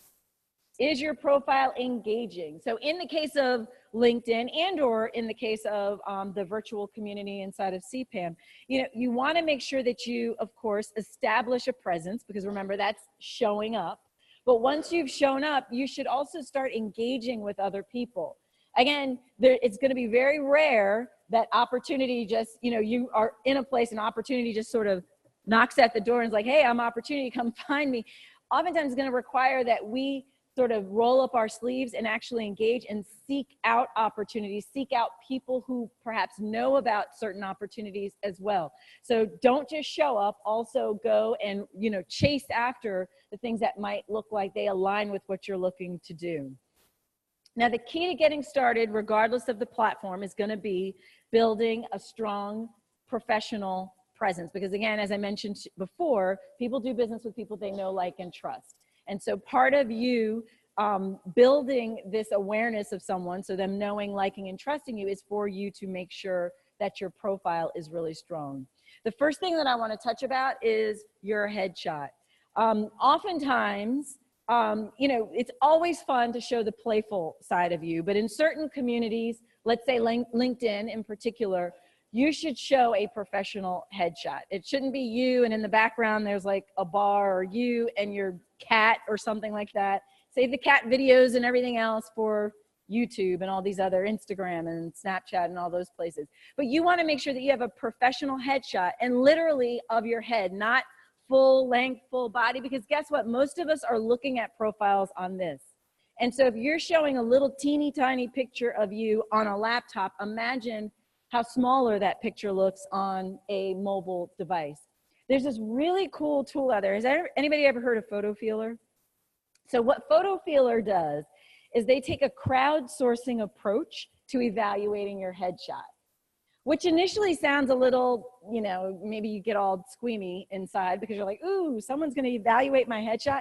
But it's a really cool platform, because what they're going to be looking for is the Photo Feeler community will look at your profile, and you essentially will say, okay, here's my headshot. It's a professional headshot. Here's the industry that I'm in. Here's the role that I'm seeking to fill. And based on that, they're going to vote or score your headshot on how likable do you look, how competent do you look, and how influential do you look, which are all really key qualities to have when you talk about the world of business. And so it's just a fun free way for you to get objective third-party feedback, because of course our headshots are not for us. They're for the other people that are looking at our headshot. Of course, inside of the virtual community in CPAM and Bubbly, you're gonna wanna make sure that you spend some time editing or updating your profile. And as I mentioned, there's certain aspects of your profile, your bio, for example, and inside of your bio, you're gonna wanna make sure that this bio is sort of a timeline, a depiction of your professional history, if you will. Because of course, your profile is also gonna have experience, but inside of your bio, think just very high level, 2 to 3 brief summary paragraphs highlighting your competencies and measurable accomplishments if possible. And you may want to include mixed text, because again, most people process information in short sound bites. If the text is too heavy, they're not gonna read your entire profile and they're gonna skip and move on to something else. So keep that in mind. And this methodology or this logic applies in the world of LinkedIn as well. And the other thing that I would encourage you to do is, outside of simply sharing in this paragraph form your background and your measurable accomplishments, it's also a good idea for you to perhaps include a call to action. In other words, after someone reads your profile and they see how great you are in this bio, what is it that you want them to do next? Don't leave it to chance that they're gonna read your mind and say, oh, this person is open for internships or for opportunities. Let them know that you're available and that you're interested in collaborating. So mine is a very short, this is my bio. You know, contact Kelly, and I've got my telephone number and my email address to leverage her unique expertise. And so again, it's not only sharing who you are, what you do, but what's the call to action, and how do you make it easy enough for me to simply pick up a phone or shoot you an email to then say, hey, I've got this great opportunity for you, let's have a conversation. So you want to make it as easy as you possibly can for the person to reach out to you. Your resume is essentially going to be your experience and your education sections. Here's where you're going to want to include the snapshot of your work history, as well as those measurable accomplishments. Again, using mixed bullet point type of format is going to help a person to actually take the time to read your background. But the thing to keep in mind is that any effective, whether again it's in Bubbly or inside of LinkedIn, an effective bio or summary in the case of LinkedIn and experience is really going to tune into what we call the right radio station, which is WIIFM. And whether we know it or not, we're all tuned into it. You may think, oh no, Kelly, TOP is my station. No, I guarantee you, WIIFM is your station. Does anyone know what, Afreen, I know you know what's in it for me, right? So the ideal, your bio or your experience should really articulate and help the person as they're reading your background, your skill set, your experience. It should really help them to understand what's in it for me. In other words, if I were to hire you, how are you going to help me save money, make money, create efficiency, solve problems, bring peace of mind? The panel mentioned it, but it's worth repeating.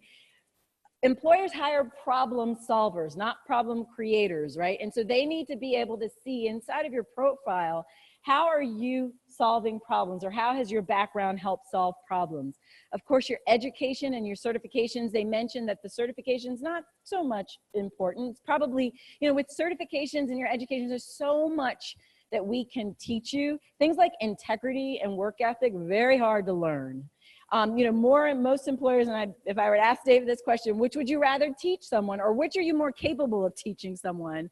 Is it a technical skill, or is it, I don't even like to call them soft skills, I call them success skills. These are those things like work ethic and your integrity and things like that. They would much rather you come equipped with that already. That's probably more essential than the certifications that you have, although the certifications do bring value and perhaps will move the needle on you earning one salary as opposed to next level. And so really being in this state of continuous learning, and I think that's probably the key to these certifications, is that it shows an employer that you are a person that's all about continuous learning. So not to marginalize the certifications, you want to list them, but again, that's not, don't marginalize the impact that you can have inside of an organization simply because you don't have the certifications yet. Your skills, moods, and interests. David talked about this. It's this visually attractive display to help a person sort of understand the emotional intelligence behind your profile. It also helps us to understand that third-party validation of your background and skill set. And at the end of the day, it's all about credibility. Credibility is what counts. You know, your results, your capabilities, your intent, all of these areas of your profile are going to speak to your competence and your character, which is really important for an employer to understand, so they can best equip you and understand how you might be able to contribute in that environment.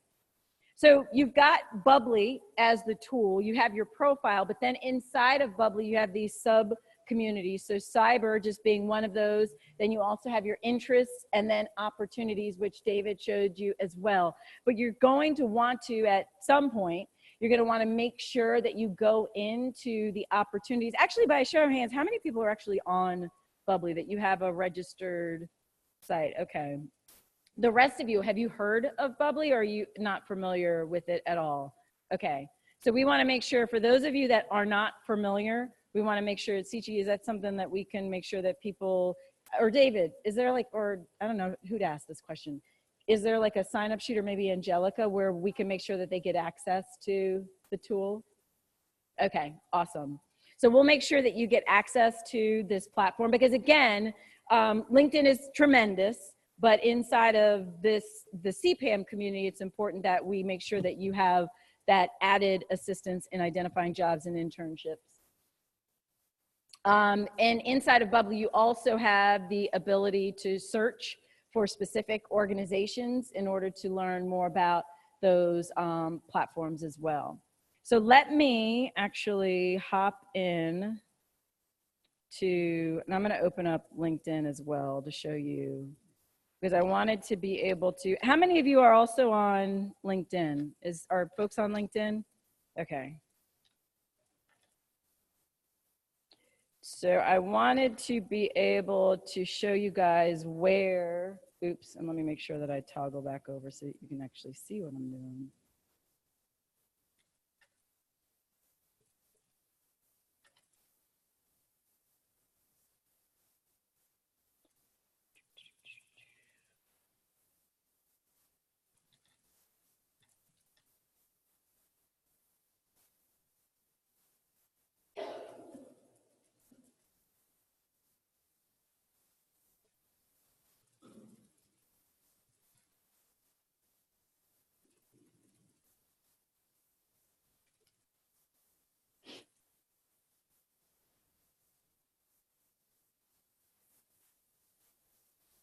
All right. Of course, I have a two-step verification, so.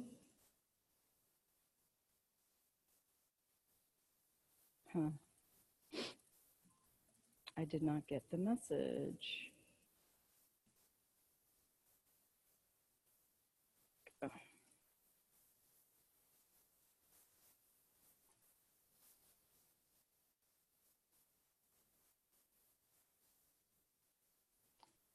Hold on, folks.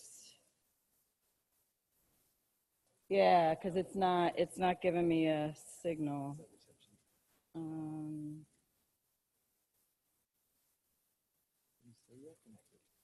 Yeah, I don't know why it's not. It didn't push it through to me. All right, let me try to do.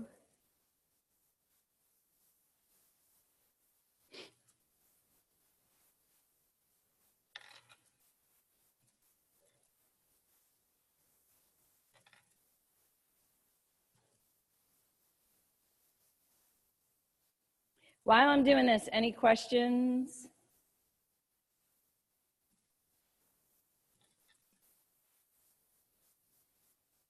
No questions while I'm doing this? Bueller? Yes, sir. Or actually, do I have to do mic for questions?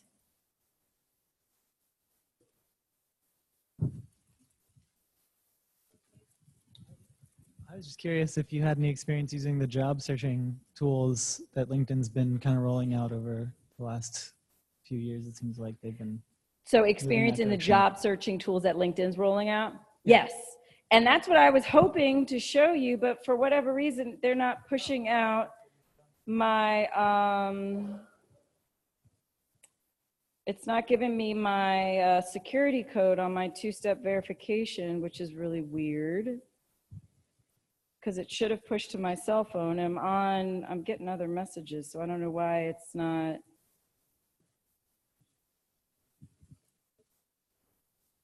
With mobile today?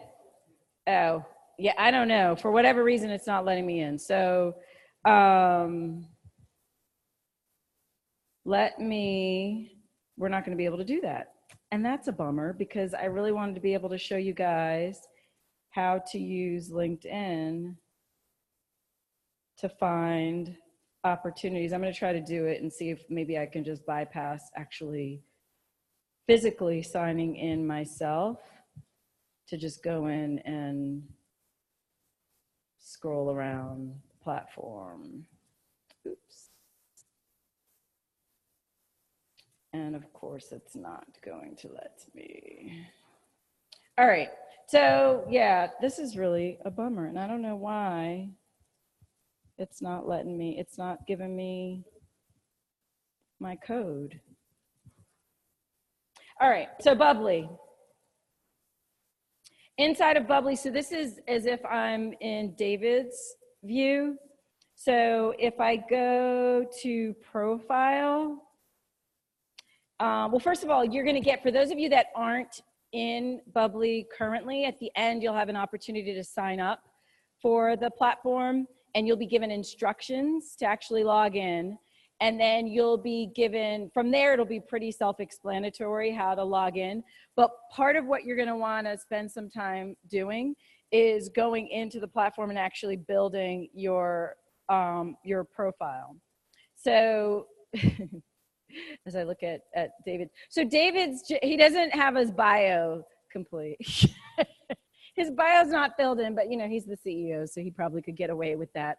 I would recommend that you do spend some time creating your actual bio. And again, that's where it would be perhaps that 2 to 3 paragraphs, high impact, including measurable accomplishments. So this can be, you know, in your opening paragraph, really just setting the stage in terms of perhaps your background. I know the panel mentioned something about the fact that you know, telling your story, particularly if your story is one where there was tremendous adversity or other things that really set you apart from perhaps your peers, that will help them to get to know you as this cyber professional better. So again, spending some time inside of your bio, and then below that, we have skills. So if I come over to, anytime you see the setting wheel, that is where you'll have an opportunity to start filling in the content inside of your profile.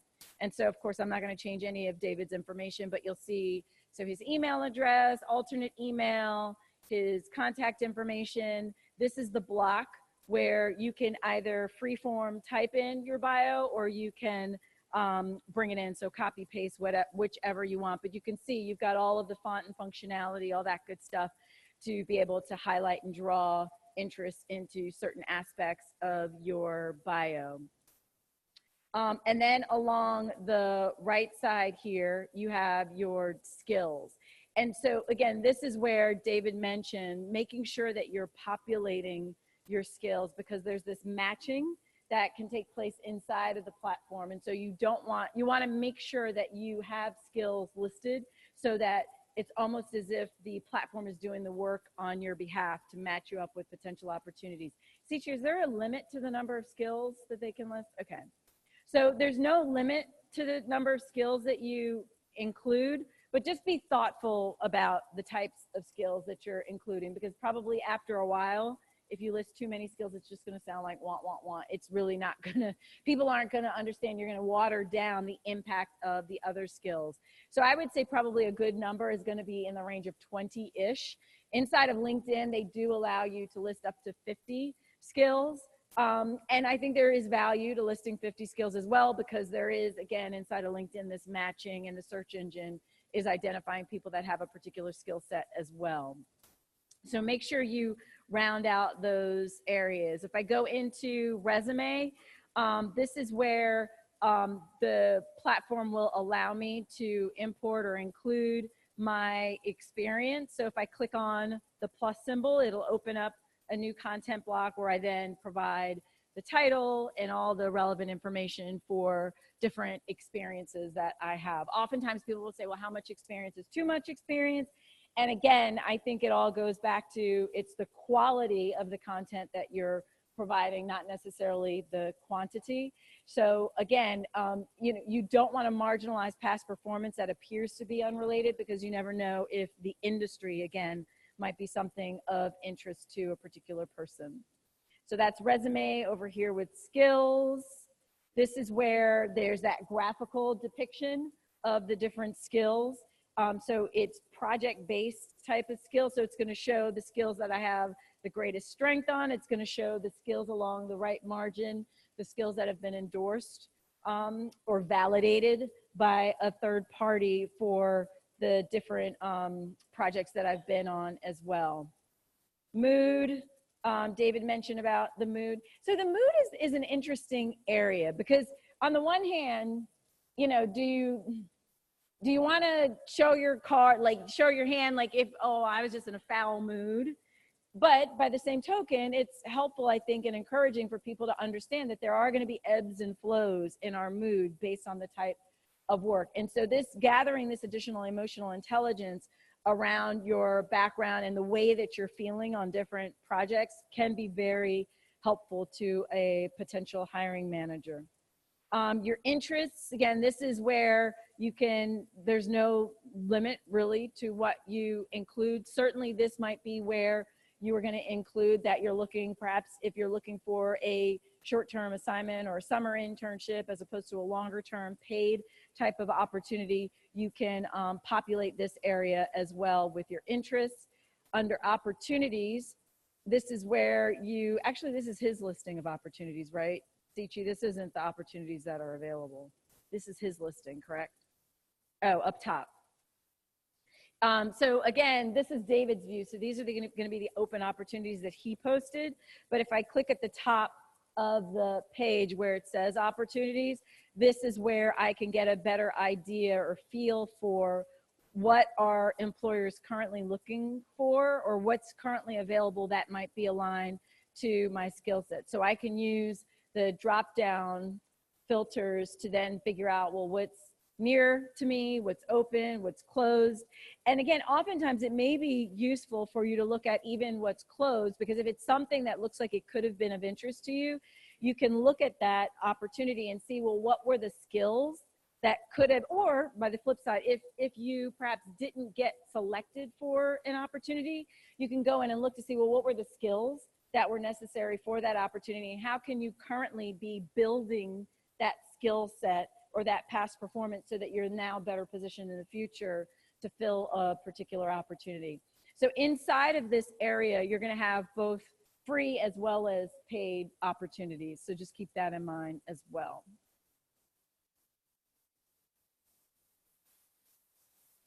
Oops. Sichi, am I forgetting anything?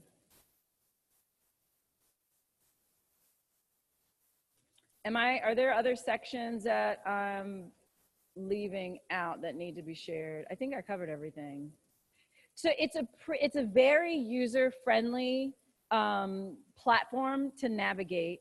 So make sure you get in and play around with it. Let me see if I got my verification code, but it's probably expired by now. Let's see.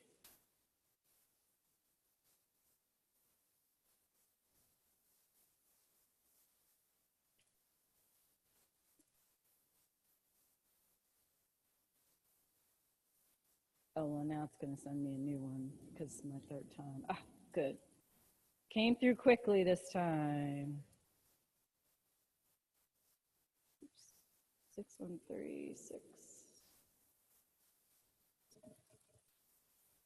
All right. Oh.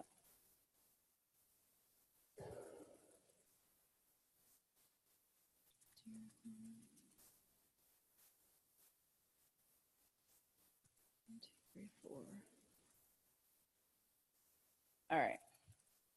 So let me show you inside of LinkedIn. So opportunities, so across the top toolbar, you have jobs. If I click on jobs, then this is where I can then indicate, like, let's say, for example, it's cyber.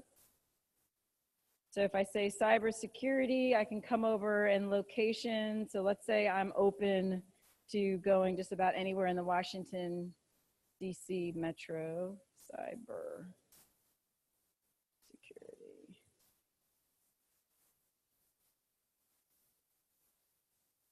And then experience level, because I'm guessing most of us in the room are going to be entry level, correct? But let's say entry level and internships. And then click apply, and then that's going to show me so 2,600 entry level and internship positions that have something to do with cybersecurity. And so the nice thing about LinkedIn is the way that you can really maximize your use of the platform is that within LinkedIn, based on the way that your profile is written, they're going to show the connectivity that you have between an organization or a role and your profile. So for this first one at Booz Allen, for example, I have 13 connections that work there. And so oftentimes, remember, because not what we know, it's who we know.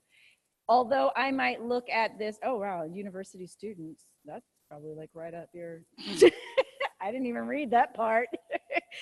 So yeah, so what you would want to do typically is you would want to look at the position first, and then instead of hitting apply, what I typically recommend that you would do is you would leverage those 13 people first and ask them, hey, can you help me navigate this process in order to get to the right person for this specific role?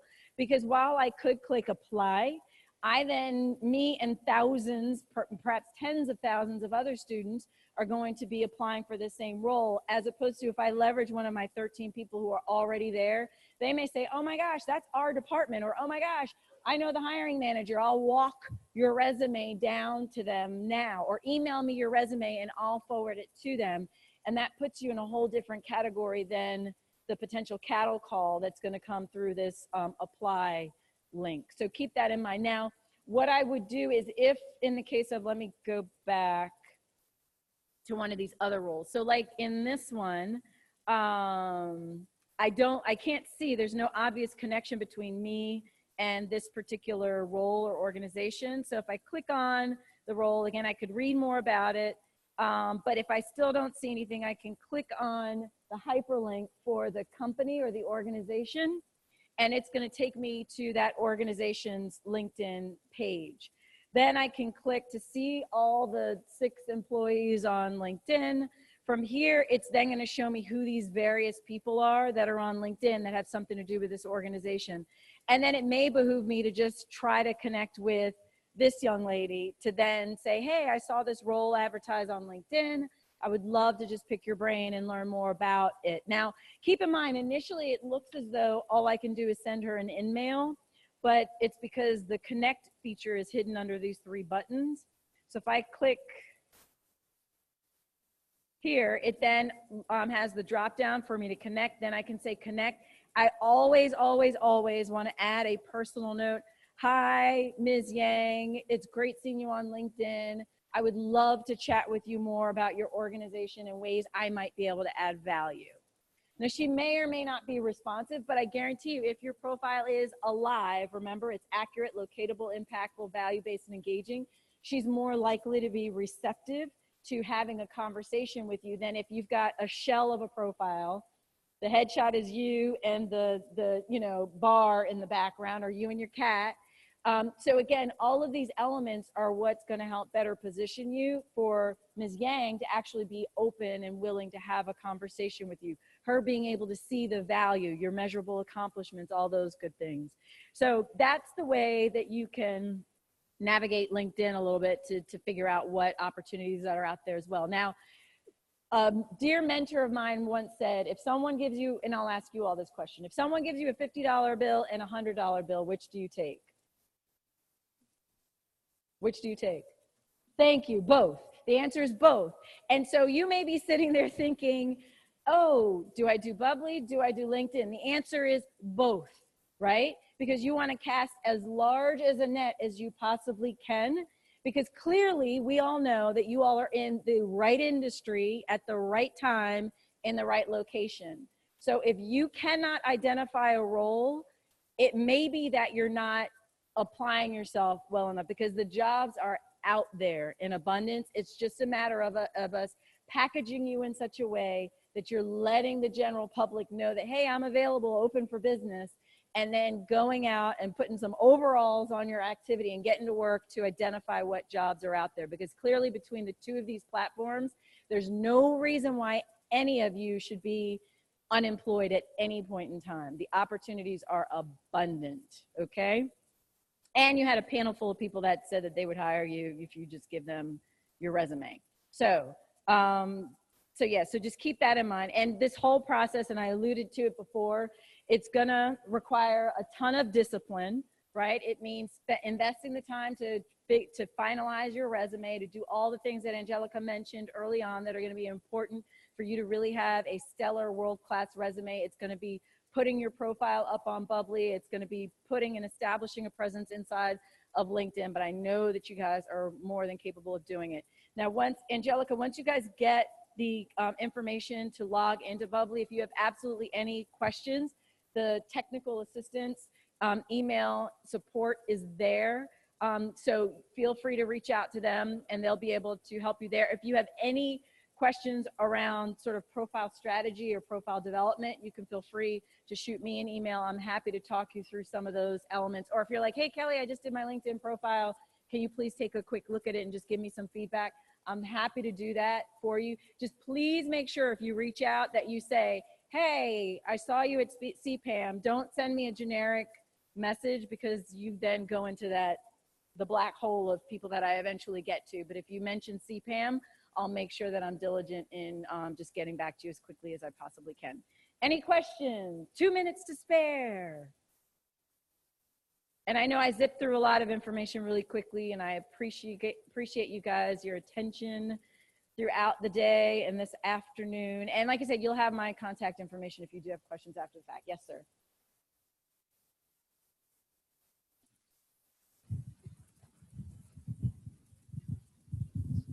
You talked about having an active, lively LinkedIn or Bubbly page. What are some ways you recommend to keep your profile up to date? You make sure it's current, accurate, no grammar, spelling errors. Do you suggest blogging or sharing or liking? What are some effective ways to keep your profile engaging with the general public on LinkedIn, but specifically with potential employers or people you're networking with in the industry? Great question. So there are a couple of things, because once you sort of establish your profile, you kind of set it and forget it. You shouldn't be updating your summary every day, unless of course something just monumental happens that you want to make that tweak. But to your point, there are certain activities that you should be engaging in on a daily, weekly, monthly, quarterly basis, particularly inside of LinkedIn. One of the things that I recommend that you do is over in the top right, so see who's viewed your profile.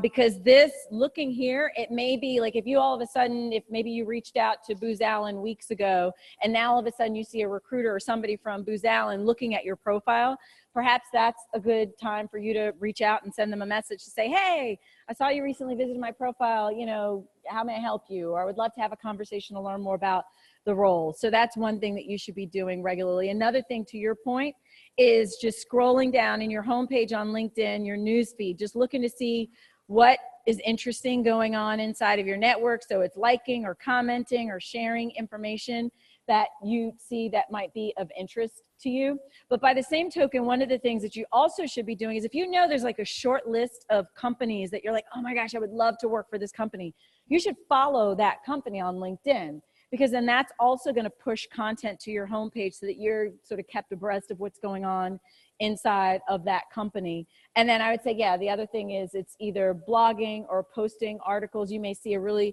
cool cyber article that you just want to share it with people because you're trying to sort of build this niche for yourself as being a thought leader or someone who just stays in tune with what's going on in your industry. So making sure that you're sharing, whether it's through third-party trade publications and things like that, sharing that content, because then people will come to think of you as the go-to person for, oh, wow, he's really staying up on what's going on inside of the industry. And there's a ton of other things that you should be doing, but those are probably like the quickest things that you should be doing on a daily basis. The ton of other things. Is it about the ton of other things we should be doing? Mm-hmm. Is there a resource that you recommend that can help us become better at utilizing? So I do have there. I have a LinkedIn optimization, like a checklist thing. Can I just get it to one of you guys, maybe? Okay. Yeah, because there are certain things that you can do daily, weekly, quarterly, annually to stay engaged with the LinkedIn community. So I'll send them the checklist, and then they can send it out to you guys. Because yeah, that is a good point. Thank you. You're welcome. Yes, sir. Yes, I'll send it to them. So you have to have, I guess, registered in order to get, yeah. Any other questions? Awesome. Thank you guys so much for your time and attention.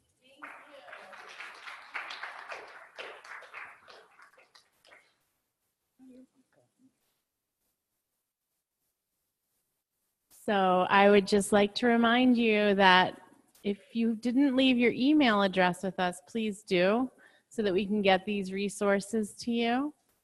I would also like to remind you that there's an optional breakout session now with individual one-on-one help with Steve Everett. And that's going to be over in our cyber lab, which is in a different building. So I will walk anyone over who's interested. I don't want anyone to get lost on the way. I think a lot of you are already familiar with this campus, but anyone who's interested in joining us in the cyber lab, either to take a peek at our cyber lab, which is amazing, or to work directly with Steve and get his advice and sort of have a mini work session, then we will head over there in about 5 minutes or less. So we'll gather here at this podium in 5 minutes and walk over. And thank you everyone for coming.